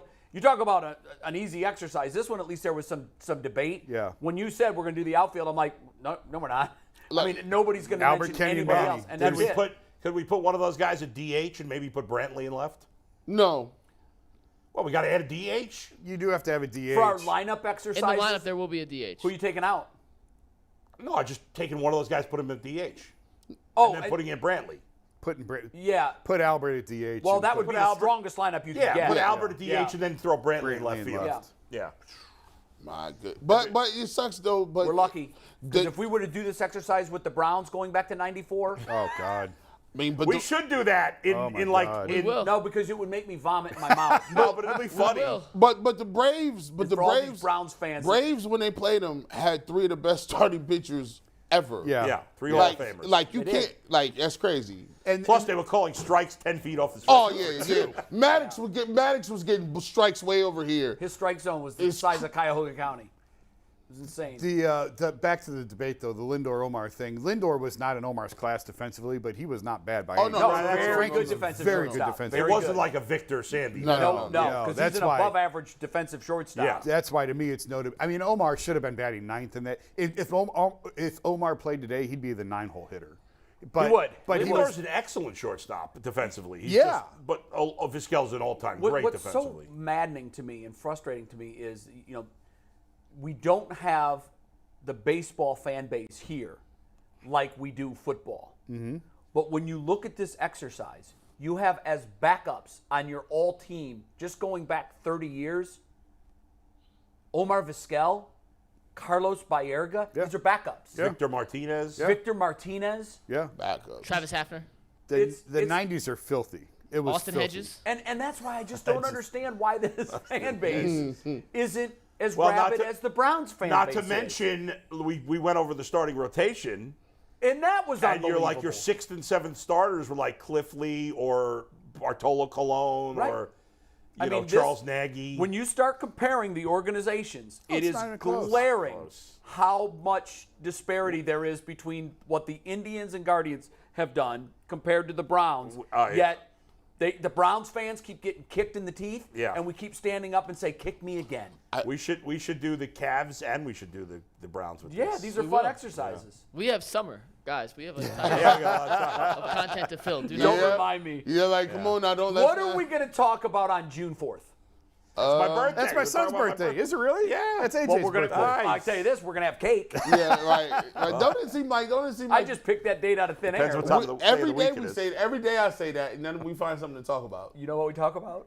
The Browns. June 4th is a And Sunday. I don't know if I can talk about the Browns in May and June. Yeah. June 4th I is just, Sunday. I don't. I will find ways. That's why I Yeah, we'll be fine. We'll be fine. Oh my God. All All right. right. It I'm is time excited to about remind this everybody game. that once again, the 12 o'clock lunch hour of the Ultimate Cleveland Sports Show is brought to you by Colleague Racing. Colleague Racing, the official NASCAR team of Northeast Ohio. We got one more super chat, and then we're going to get into a game of Would You Rather, some sports, some Love non-sports. Would You But Rather. Jonathan Mann wants to know, is Alex Wright a 3-tech in the wide 9? G, where's the hoodie from? And is there an inexpensive defensive tackle we could still add? So Did he 3 pay questions. for all 3 of those, or? G, where's your hoodie from? First of all, I don't do any shopping now. My mother does all my wardrobe shopping, so Is that true? yes, I don't shop anymore. Okay, that's one All I down. do is make videos. And you trust her with everything she gives you? You wear? Yes, it's fire. Damn. We have ESP, so Jason, she knows is exactly Alex what I like. Wright a 3-tech in a wide 9 situation? I don't think they're going to run a wide 9, but go ahead, Jason. Do you think? I think they're going to flirt with it. Yeah, I haven't really poked around on that. I'm going to the owners' meetings this weekend. We'll probably get into some of that, so I don't probably have as much information on that as maybe. But you think we're going to see some. Oh, I would think Yeah, so. yeah, a little bit of I that. think so. Yeah. And does he fit in that scheme? I mean, it's hard to say, but Yeah, I don't. you know, I actually I watched him and thought he could play in the NFL. All right, there's something here. he's not And then you look trash. at his numbers, it's like, oh God. Yeah, no. What's he? Alex that's Wright. right. Like I looked at him and thought, all right, he's an NFL player. Like he could play. He'd be all right. But the numbers, His grade outs to we're tell not you great. otherwise. We're not great. we're going to see. And the last one, Bull, is there an inexpensive defensive tackle we could still add in the rotation? You know, off the top of my head, I can't think of who's still out there. The one name that keeps getting floated is Matt Ioannidis. I'm not sure how cheap he would be, but Yeah, I don't. He's Well, I'm serviceable. surprised he's still out there. I don't know what he did. I What's remember. his ding? Why is I he remember still 2 out there? years He's ago he had a older. really good year. What did he but do last year, I though? don't remember what he did last year. I only know 2 years ago because I'm in one fantasy league where we do IDPs and I had him. But yeah, I don't know. he played 13 games last year, Yeah. had 37 tackles and 1 sack. But He's he's a good, defensive good against the tackle? run. Yeah, he's a big I guy thought he was against a the run. defensive end. I don't know why I thought he was a defensive end. No, he's a DT. All right. 6'3", 310. And Steve Becker told us to explain what the wide 9 is. That is the defensive alignment Jim Schwartz made essentially famous back in his days as defensive coordinator in Tennessee, where the 2 defensive ends line up wide and rush on an angle in, and the 2 defensive tackles kind of clog the middle. So, you guys ready for Would You Rather? Let's do it. Some of these are sports, some of these are non-sports. But question number 1. Let me get the super, Steve. Would you rather get hit with a Shohei Ohtani 100-mile-an-hour fastball in the ribs Oh, or have the Steelers win the 2023 Super Bowl? Oh, that's so easy. A. I'd rather get hit with the Ohtani Yeah, fastball. give me the fastball. I mean, you'll live from that. I think know it hurt Jason's like going to hell. say the I'll Steelers. take the Steelers. I get hit with a fastball. Yeah, you'll rub it off. I'm in no used to time. pain of watching other teams. I've win. had enough of that pain. Yeah, I'm going to take. It would just Because be, that lingers forever. Then you it would got to just listen be to cool to stand in the box against Ohtani, even if I tend to take the hit. Can I You'd put never be able to get out of the way. You wouldn't be able to No. move. Can I put $100 on the Steelers ahead of time because those are massive odds for the Steelers to win the Super Yeah, Bowl this year? that's true. Those are monster odds. Yeah. What are they? Probably like 20-1, 25-1. Probably more than that. 25 to 1. I'll look it up. Yeah. Anthony, look up Maybe the even Steelers bigger. I think Super they'd Bowl be odds. bigger. Yeah. Tyvus, we In asked the this to him AFC? yesterday. Yeah. Tyvus said I would get hit in the ribs 100 times Yeah, me too. Yeah. before. I mean, I've been no, hit I know. I in- take it back. in I low take it back. 90s. I was wrong. Tyvus said he'd rather have the Steelers win the Super Bowl. What? Thank you, Tyvus. He sold Right? out. Earl It's- confirmed, right? He did say that? Yeah, he did say that. Yeah, that's the sting right of it- answer. The sting of it goes away. I mean, if he breaks a rib, that's going to be painful. And you're going to for a puncture a while. lung and you're going to die. And you're going to Could die. That's I true. may die if I have to watch another Steelers Super Bowl That's win. true. I'd rather watch the Steelers win a Super Bowl than to have to die. Well- But, you know, Not me. anything short of death. If I die before the Browns win one and the Steelers, and I have to watch the Steelers win another one, I will die a miserable human being. I don't like you. People don't know. Like, I physically get sick sometimes like when Aditi talks about the Steelers, even though she's there, she grew up there in the fan She base. didn't grow up there. No, she's from New Jersey. Oh, but she just don't covered give a them. rat's Yeah, ass she about just the Steelers. covers She them. just- Her husband's a Steelers. She covers them. When she talks about Mike Tomlin and TJ Watt, I get sick to my stomach. I don't even play with the Steelers on Madden. You don't want to see him. I I don't play either. against them. No. By the way, my son and I replayed the Bengals-Bills game that got wiped out by the heart attack. right. We decided to replay that, and the Bengals won 56-6. Oh, you beat him? Come on now. You know how to play Madden? I mean, my son knows how to play. I did it with him. Boy, I'm noticing it. You were the Bills, right? No, we were the Bengals as a team, and the computer was the Bills. See, okay, Yeah. I was about to say, I'm noticing the trend. You out here dog walking your kid. I beat him in hoops the other day. I smashed him in Madden. No, we were both, like, he'd be He's your Burrow, squad. and I'd be Have you Chase. guys ever whatever. seen the Chappelle skit where he goes and plays Madden against the kids in the cancer center? Yeah. All-time Chappelle skit. Yo. It is great. Now I got to watch that later today. Two updates real quick. The Steelers 55-1 odds. To Holy the Super Bowl, crap. So you Yeah. could cash I mean, it's in because big. of all the it's garbage and I mean all the talent in the All the AFC. talent in the AFC. And they have no quarterback. Yeah. Two, would your answer to that question have changed if it was either the Ravens or the Bengals? Well, for me, it certainly would. Yeah. It would change for me if it was like butt cheek. I'll get hit in the butt cheek. I ain't get hit in the ribs.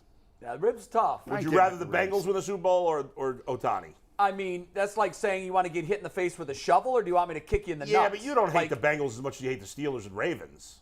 Or maybe you do. But No, it's I growing. don't. You're right. I don't, but Yeah. it's close. but the thing we hang our hat on is no matter how many times you've gone there, you haven't won a Super Bowl yet. Yeah. So I don't want the Bengals to win one before we yes. win one. I don't like That's that. not very nice. You guys should be, I want the Browns We're to win not a very Super Bowl. nice. I want the Browns to win a We- Super Bowl. no, We've Bull- had oil dumped on our face for 50 I years. want the Browns and the Bengals to win the Super Bowl. There's a duality. We cannot do that. Bull telling anyone that's not very nice Yeah, I know. is hysterical to me. Okay, what's the other would you rather? Question number fair. 2. Oh, we got 7 of these, so we got Good. plenty. Let them Question roll. number They're 2. fun. Would you rather guarantee that Evan Mobley turns into the modern-day version of Kevin Durant, or guarantee that Stephen Kwan turns into the Wait, modern-day is version it Kevin of Garnett or Ichiro? Kevin Durant? Kevin was Garnett, sorry. one Kevin Garnett, team. sorry. Okay. I would definitely take the second one because I care way more about the Guardians than I do about the Cavs. That's exactly my answer. That's why I'd answer. Listen, Ichiro. Although, I'm sorry to cut you off, but the one thing I'll say is, if he becomes Kevin Garnett, that equates to winning more than gets you Quan. a lot closer to a championship than it does. But I'd still go with Ichiro. Quan to Ichiro. that means Quan would have Ichiro numbers. He get like 7,000 hits, and that guarantees me nothing. Unless Quan turns into Otani and he starts to pitch too, I don't care. Yeah, that would probably be a lot easier. Yeah, But give me That's that just one. a baseball bias. I do think that the first one gives you a better chance of having a championship, but Right. until Otani, and it feels weird to say this as a grown man that you have a favorite player. Yeah. But the player that I enjoy watching the most now is Otani. But for so many years, it was Ichiro because he had every tool that you wanted a player to have. I mean, he didn't have a lot of power, although he could put on a show in batting practice, like one after another. Right. But he was kind of a punch and Judy, opposite field guy, and speed and the arm. He single-handedly beat the Indians in a postseason series. Yes, he did. He was up in every big moment, and he got a hit every single time. Couldn't get him out. Had he played his whole career in the big leagues, he would have beaten Pete Rose's hit record. yeah, Well, without a doubt. would have destroyed it. For sure. I mean, he didn't come here until he was 29, 28. At least 27. I don't know And then he exactly. played till he was 70. And he's still at. He did play How into many his hits mid-40s. did he finish with? Over 3,000. I don't think it was close I'll to look it up. Give me 4,000. one No, I sec. think it was like 3,700. I mean, he made his major league debut at 27, 28, whatever it was, and he's a Yeah. Hall of Famer. Like, know. not even close. He's a no-brainer. Every time you say that, I just get mad. You say 3,700 hits is crazy. 3,000 hits put you in the Hall of Fame. Somebody got 1,200 more hits than that, and he's just on the sidelines. I don't get it. Yeah. he's Ichiro watching. played 19 seasons, has just under 3,100 hits Oh, it was in only Major 3,100? League Baseball. Yeah, okay. I thought He it was played much- 19 seasons? 19. Well, remember yeah. though, Bull. He would come back at the end. Yeah, and he was playing. He had. He gray really hair. played 17. He played 15 games in played 1 for the year and then just Marlins. 3 Right. games Yeah, in no, 1 that year. was a bad look. How old was he in his rookie season? 27. Oh, it was Dang, 27. that's crazy. It was 2001, right? Correct. I had him. I won. He led me to a fantasy championship. Did he that year. really? Wow. He was had crazy. seasons of 242 as a rookie, 242 hits with a 350 batting average. Yeah, but he's In 27. 2004, Nobody he had does that anymore. 262 hits with a 372 batting average. What? For the whole season? Yeah. He played 161 games, literally only missed one game, had 262 hits, a 372 batting average, 8 home runs, 60 RBIs, 36 stolen bases. Now think about how nuts Ted Williams is for hitting 400. Crazy. Like he had how many hits? 260 and only hit Let me ask you- only. let me ask you a Well, question. the leadoff guy. He had a lot of 270. at-bats. How many? What year was Ted Williams? 41. 41. How many George Brett hit 388. How I many, think how many that's- black players did Ted Williams face? How many Well, Latin yeah, players exactly. did Ted Williams face? Yeah, none. Fair. It's still bonkers. Still I don't crazy. care. Well, I'm throwing to Yeah, it. it's still impressive. Still crazy. Yesterday there was. It was funny because Steve Phillips, the former GM, Yeah. was on with Mad Dog Russo, and I love Chris, and I grew up listening to him. But when it comes to baseball, he hates the World Baseball Classic. He's an idiot. He's become like a buffoon now. His baseball knowledge, though, is really, he knows really deep. baseball, no doubt. But Steve Phillips says Shohei Ohtani's the greatest baseball player ever. Yeah. Now, I think he's got to do it longer, but I think he's Skip Bayless tweeted that out, too, if that means anything. and Mad Dog said you're crazy, and he brought up Babe Ruth, and Steve Phillips said, well, Babe Ruth didn't face black or Latin players, and Chris Mad Dog Russo went crazy saying that's irrelevant. No, of it's course not it's irrelevant. not irrelevant. It's not irrelevant. Babe At Ruth all. would have still been great, but he Babe Ruth wouldn't would have have been as great. No, Yeah. not at all. Yeah. See, I mean, look, you get everybody got an asterisk next to something, but that's a big asterisk. If you only played against your next door neighbors, bro, that don't Plus, count. there was only there weren't that many. You only played against like 7 teams. You knew the Yeah. pitchers Listen, well. Ted Williams ain't hitting 400 today, but it's No. it's It's still remarkable It's what he still did. remarkable. Hey, it is and what Joe it is. DiMaggio's 56 Yeah. game hitting streak Yeah. is also because that is, again, competition is really, it is what it is. It's all oranges to oranges. You got to do it. Yeah. And yeah, the competition today is far greater, and the pitching is more specialized, which is why guys have a Yeah. hard time extending hitting streaks Right. today. But something that a lot of people don't know about Ted Williams' 56. Kenny Keltner was the third baseman of the Indians the day they broke it. He made 3 all-star caliber plays that most people that were at the game said there was only 1 or 2 other third basemen in the game that could have made Yeah. one of those. Wow. And then he went on to hit in 19 more games Yeah. after that. So who knows? So it should have been like a 77 76. game Yeah. And hitting streak. Ted Williams did hit over 380, I think, at age 40 or 39 Yeah, or something. Ted which is Williams crazy. just- He's I mean, great, but it still wouldn't have been I as great. mean, they're baseball. But we got to get back to it. all the records is never. Give gonna me be Mobley as Garnett because that means more to winning a Yeah. championship, and also because I wrote before that draft the Cavs needed to get Evan Mobley, and I was right. Yeah, well, you were right on that. right. Before we get to question 3, we have a super chat, and this is a question actually from Bagzilla. My wife wants to know when the UCSS swimsuit calendar is coming out. Oh, I don't know, but I'm July. oh no, hold on. But I do have a swimsuit calendar for the barbershop. I do. Shut up. Of course he does. I'm not lying. No, wait. Who's on it? Well, there's models. Oh, you hired model? Yes. Bro, you're like a marketing machine. Yeah. I didn't You've know got you're a allowed to do logo? that anymore. You've got a logo. Yeah, I didn't either. I'll show you my bathing suits. They're really cute. I didn't think you're allowed to do swimsuit like to see 'em? calendars anymore. G. Bush just said something that I thought I'd never hear in my life. I'll show you my I'll bathing show you my bathing suits. They're really cute. Yeah. I never thought I'd hear you say That wasn't on the bingo card. Definitely wasn't. not on the bingo card. Have those come out yet? Have we talked about I that? think so. I don't know. Yeah, we released them this me week. We're find playing them. right now. Oh, really? All right, what's the next question, Mike? As Okay, I find question these. number Well, no, 3. we didn't answer that question. I think 2024 we should do one. Wait, what? Oh, the The swimsuit, swimsuit calendar? calendar. We'll put a pin in that. Yeah, nobody wants I'm to good. see us in swimsuits. I think you're fine to do it. Let's hire a bunch of hot girls for it. I see Anthony in the gym from time to time. You're getting the shots. You're getting the shots. Yep. See? Yeah. Nobody's Let's buying roll. that count. Let's TBD. go. Okay, next question. Steve, take it. Would you rather have Jimmy Haslam sell the Browns Yes. or never pay for a meal the rest of your life? Hey. B. Yeah. Hey. Never pay for a meal.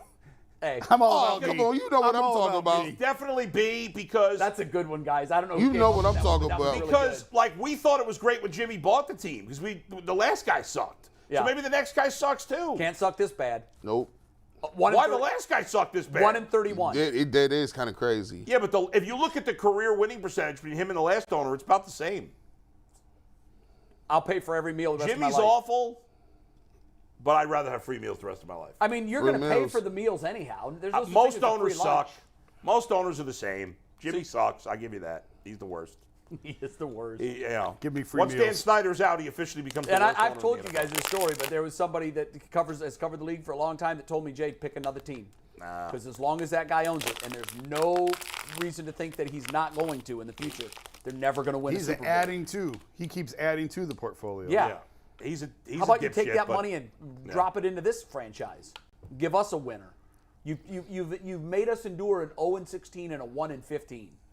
Don't give money to Milwaukee. That's funny. Jimmy's a Jay's hot about that. He And didn't like listen, that. I am hot about that. I've said the other day, I hope the Cavs beat the Bucks in the playoffs, and Jimmy's sitting courtside with a Bucks hat on. That's Jay's gonna be also got interesting. FU money, so he don't care about No, paying I his don't. bills. FU money is Jimmy's money. He's got FU money. Yeah, that's true. That's true. Oh, My jeez. God, that's embarrassing. Jay's 2 for 2. I keep catching the wind. The wind keeps I blowing. nailed lot both of my wind in shots here. today. All right, what's the next one? These are Question fun. number 4. Like these. Would you rather have a Wait, nice hold on. sit- G didn't answer that last question. Oh, eat definitely for free. Eat Like, for free. Go ahead. why would I do that? Like, come on, bro. Like, is there a question? Would you rather have a nice sit-down dinner with Kevin Stefanski or a night on West 6th Street with Freddie Kitchens? Easy, Stefanski. We're getting in a fight if we're on West 6 with Freddie. Freddie's an There's idiot. going to be a fight. And I'm not a hanging out at night kind of guy. I'd rather have a sit-down dinner. And I'd much rather hang with the intelligent Stefanski than that nitwit. There was almost a Freddie. fight at the NFL Combine with Stefanski. Or, I'm sorry, with Freddie. There will most certainly be a fight on West 6th Street Freddie's a dope. with Freddie. Yeah, but I'm in this for a good time. Like, I don't know how much a good time a steak with you. dinner Even with if you Kevin get- is. I love Kevin. Even if you get punched in the face and arrested. But yeah, I'm good with that. That's a story. So let me tell you about the night Freddie and I painted West 6. What if I have to write that story, though? I don't want It's to okay. write that story. I'll get some bias, some friend bias here. Right. I'm gonna go with Life is about experience. I'm gonna go with Freddie. Attaboy. He'll have a good time out. Yeah, we're the I want clubbers. You're going out with Freddie. 10 years ago, yeah. No, 20 you're- years and ago. you know what? You can take the dude out of the nightclub, but Right, you can't take the nightclub right. out of the dude. You're going with us. Bull, and I think you should join us. No, I'm not. That's gonna I'm be a out. hell of a I mean, story. all right, I'll go, but The Monday after that weekend when we come Yeah. in and we got black eyes and we've got stories and, you're records. sitting there going, and then we look at Bull and say, Bull, how was your weekend? I had a center cut filet with Kevin Stefanski. It was marvelous. well, if Kevin's paying, I'm getting the ribeye. Of And a course. lobster. Who came up with that one? Kudos. Yeah, all right. Really well done. Team effort, though. Team effort. Yeah, all these are great. All right, this is the last sports one before we get to two ones from Google that were non-sports. So, are you ready for Artificial number intelligence 5? Write some of these. What do you say? Did artificial intelligence write some No, of these? I just wanted to get some non-sports Oh, ones, so okay. I just searched some Google. Okay. Okay. Would you rather be sacked by Myles Garrett without pads once, or only take cold showers for the rest of your life? Oh, I hate cold I showers. do too. I'll get hit by Miles. Miles, bring it. Yeah. Bring it. Yeah. Yeah. Does he Give us have? graphic, Anthony. Does he? Censored. What is on my head there? Is that my arms? It's your hands. That's your hands. And you look like Pam Anderson Oh, that's just my hands. opened your shower curtain. Yeah. And you saw that she was standing there with nothing on. Well, she'd be impressed. So I'm going with the cold showers. I'm not taking no hit. From Yeah, but Myles if you're Garrett. taking a cold shower, Pam isn't going to be impressed. That's true. Shrinkage It's is real. shrinkage. I'm gonna go. Does he have equipment on? Yeah, it's Myles Garrett as if you were Lamar Jackson in the pocket with Damn, no that's pads. going to hurt like hell, man. Yes, it is. But the cold showers is paying the rest of your life. Are you more likely to die wearing no equipment, taking a sack Yeah, from Myles Garrett, yeah. or getting hit by the Otani Yeah, catch but in you'll the ribs? survive. Oh, but Myles Garrett hit could kill you. Yeah. I don't think See? 100 mile an hour to the ribs, although it could puncture. I would a lung. rather chance getting killed than have to take a cold shower the rest of my life because I'd rather be dead than have to take cold And showers. guys, I tell you this I too. hate cold showers. Rethinking the Otani thing, 100 mile an hour heat. First of all, In the ribs Yeah. is tough. just listen to when the ball hits the glove. I think I told you Yeah. guys this story when they brought in Chapman in the World Series, and I was at field level. Yeah. I thought it was CGI. I had never seen 103 in real life. I literally thought it was CGI. Then I thought, how is Ross even catching this Yeah. baseball right now? Right. And it's easier to hear because there wasn't the roar of the crowd during the warm-up pitches. The sound of the ball hitting the glove was the same sound it would make if you took a baseball bat and swung it absolutely as hard as you could at like a wet piece of hanging beef. That slap sound. Yeah, right. 100 to the ribs does kind of scare me now that I think about it. Yeah, I'd It's totally true. take We the suffered the Steelers. pain of the Steelers winning the Super Bowl before. That's no big deal. We're You used still to wake that up the pain. next day. I guess we'd survive that. I guess. Yeah, that's true. But All right, Mike. Miles. Real quick, Anthony wants to chime in on this Guys, one. you're thinking about it all wrong. If you take the sack, then you can go take a hot shower when you're really sore from taking the sack. true. Actually, Yeah, then fact. you probably need the cold And tub what's the alternative? after you get that hit. Cold showers forever? Cold day. showers forever. get or outta one here, hit. bro. One hit. Get out here, bro. Like, You're taking the hit. I'll take a hit from any of these dudes. You're built to take it. Yeah, That's I'm like, true. come on, man. What are you going to G. do? Bush takes one more hit. He's back on a surgery table for neck surgery like Fact. 48. No. Already going back on Listen, that I'm table. already there all Are the you time. going back for surgery again? I get a procedure every year. Oh my God.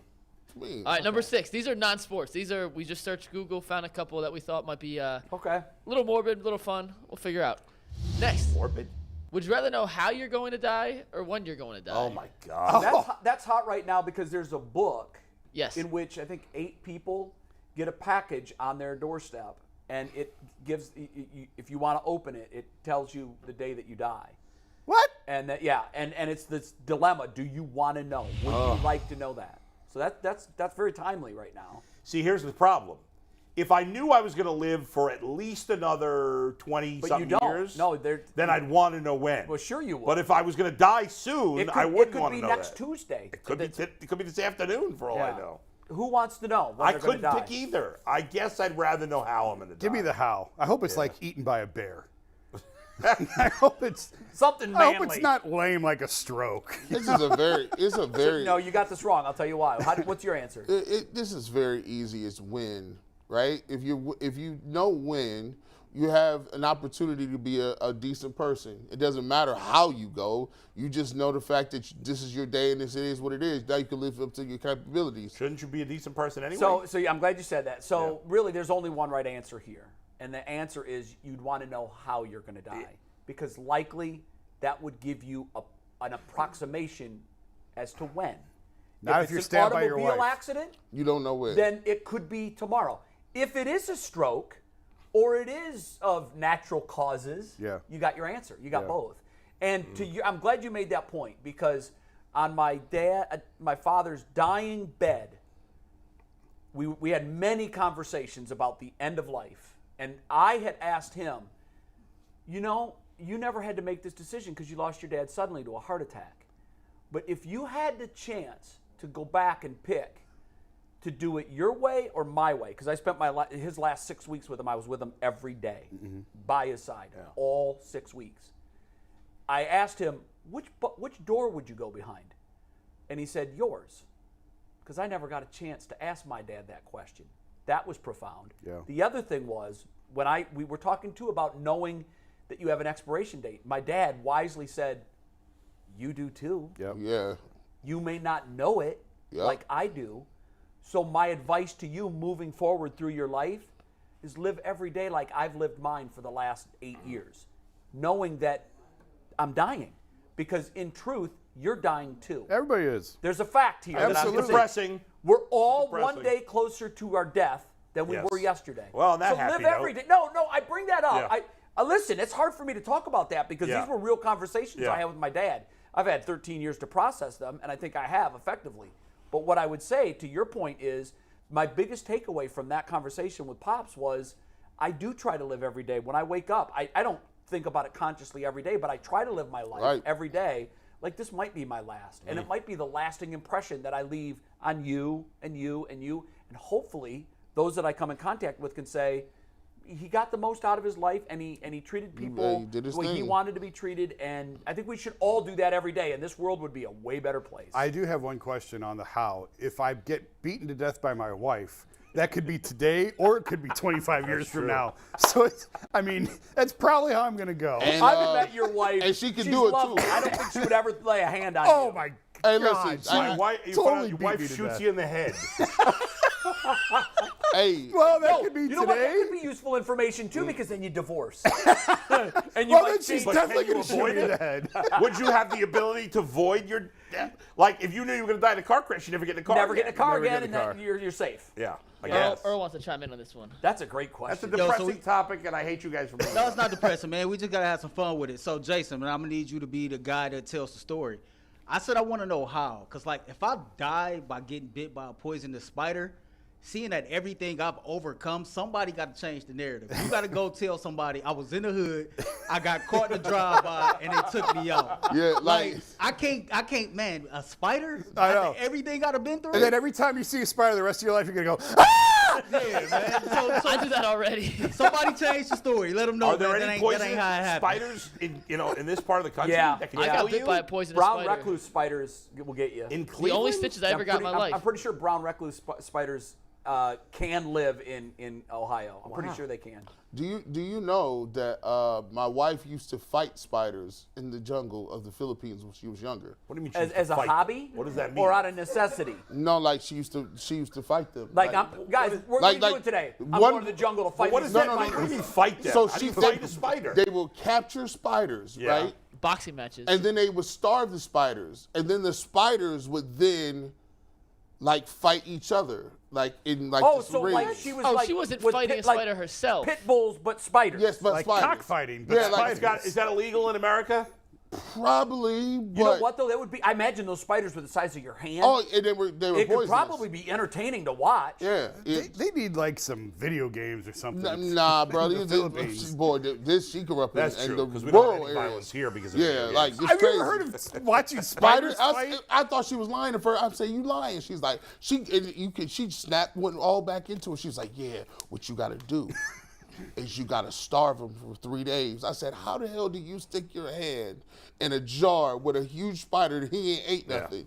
You grow a bond with him. I said, no. Bro. Wow. That's crazy. We That get sounds you I like a hate spiders so much. Yeah. It's the one I thing I don't can't hate do. them, but I don't love them either. Oh yeah, there you go. There it is. I got my bathing suits. Bro, it's got your logo on it. Look. And you hired this girl to. Let me see this, G. This is unbelievable. We have one more after we're done passing around. Do you have the your own bathing line suit. of automobiles too? I don't have my own line of automobiles. We'll pull this back up so you can get this. There you go. These are my bathing suits. By the way, I gotta see this. This is incredible. You're dabbling in some weird stuff, bro. scroll. Yeah, Did this- you design this girl? Did you design the bikinis? Yes. Found her on You back designed them. Yes, I designed them. Dude, this girl's smoking hot. How? Like who on is this? Fiverr. You can get people on Fiverr. You can Fiverr? See, What is Fiverr? yeah, look, Fiverr is where you can like if I Hire was people? looking for a cartoonist or something. I'll show you so it don't look creeper. Let me pull it up so I look like a It creeper. kind of looks creeper. It looks creeper, but I do sell Show me this. so I won't think it is creeper. So It's not. It's not. hold now on. We got Really we got looks one more. creepy. Would Yeah, you let's rather? get to the We'll last go one. to that and Save then I'll that show for you. overtime. All right. You'll show The us. There it last is. would you rather? Would you rather talk like Yoda for the rest of your life or breathe like Darth Vader? Oh my God. Talk like Yoda. Breathe like Darth Vader. Yeah, because that's badass. You enter the room. You go to the drive-through to put Be your order annoying in. all the time though. I like having a CPAP mask. Look, on. trust me. I did a sleep study one time. No, give me Yoda. Yoda. Sleep study's the worst. Oh God. What is a sleep study? You go in and To find out if you need a CPAP machine. You got to sleep. They hook up all these wires to you, And then they you fall make you go to asleep? sleep at like 8 o'clock. how do you? They give you a sleep aid? I don't No, even remember, but they don't give you a sleep aid. And then they study your brain waves and all this stuff. I don't want no one studying my brainwaves. It's horrible. It's terrible. It's bad. Enter at your own risk. waves, you will. Yeah, I don't want to talk like Yoda. That's Yoda. awful. That's awful. Luke. Your wife shoots you in the head, you will. Did you find the picture that's going to prove you're not a creeper? Yes, I got all of them. Bush, a pervert he is. You stay away from me. And as G. good Bush Yoda. looks for that, I got to remind you one more time Oh, that it the is. 12 o'clock lunch hour is brought to you by Colleague Racing. Colleague Racing, the official NASCAR team of Northeast Ohio. So listen, this is my one-piece bathing suit McNuggets. I got the Steve's on it. Give it. Hold Steve's it there. on it. Zoom in on that. I designed them. I didn't sew them, but as you can see, Oh yeah, that looks way less creepy. It's pretty awesome though. look, look, hold on, give me my two-piece. Give me my two-piece. Whatever gave you the idea to? There you go. Is there big demand for these? Have you sold any on of the these streets? Yes. Come on, I've never seen one at the beach. Listen, I sell these in the Philippines Oh. and in Thailand. So And all Vietnam. over them. I just imagine a beach in the Philippines where there's like hundreds of women wearing Pandas. these. Pandas everywhere. You know what? That culture does love them some pandas. Like it's freaking awesome. What are you talking about? Like this is. What's this is your great. total sales? I sound like I'm on Shark Tank. Yeah, right. What are your total sales? I would have to look it up in Shopify. Are we talking hundreds of thousands, hundreds? No, I probably safe guesstimate.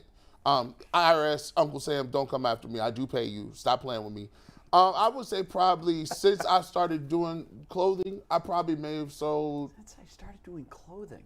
about 35,000. I don't even know who you are anymore. 35,000 He's in a revenue. bikini mogul, and I never knew it. Oh my God, that was worse. Yeah, than I do. I Hey, do. Yeah, I gotta go. Go ahead. Apparently, my wife is watching, and she said, "You aren't the husband I would kill, but I could be convinced otherwise."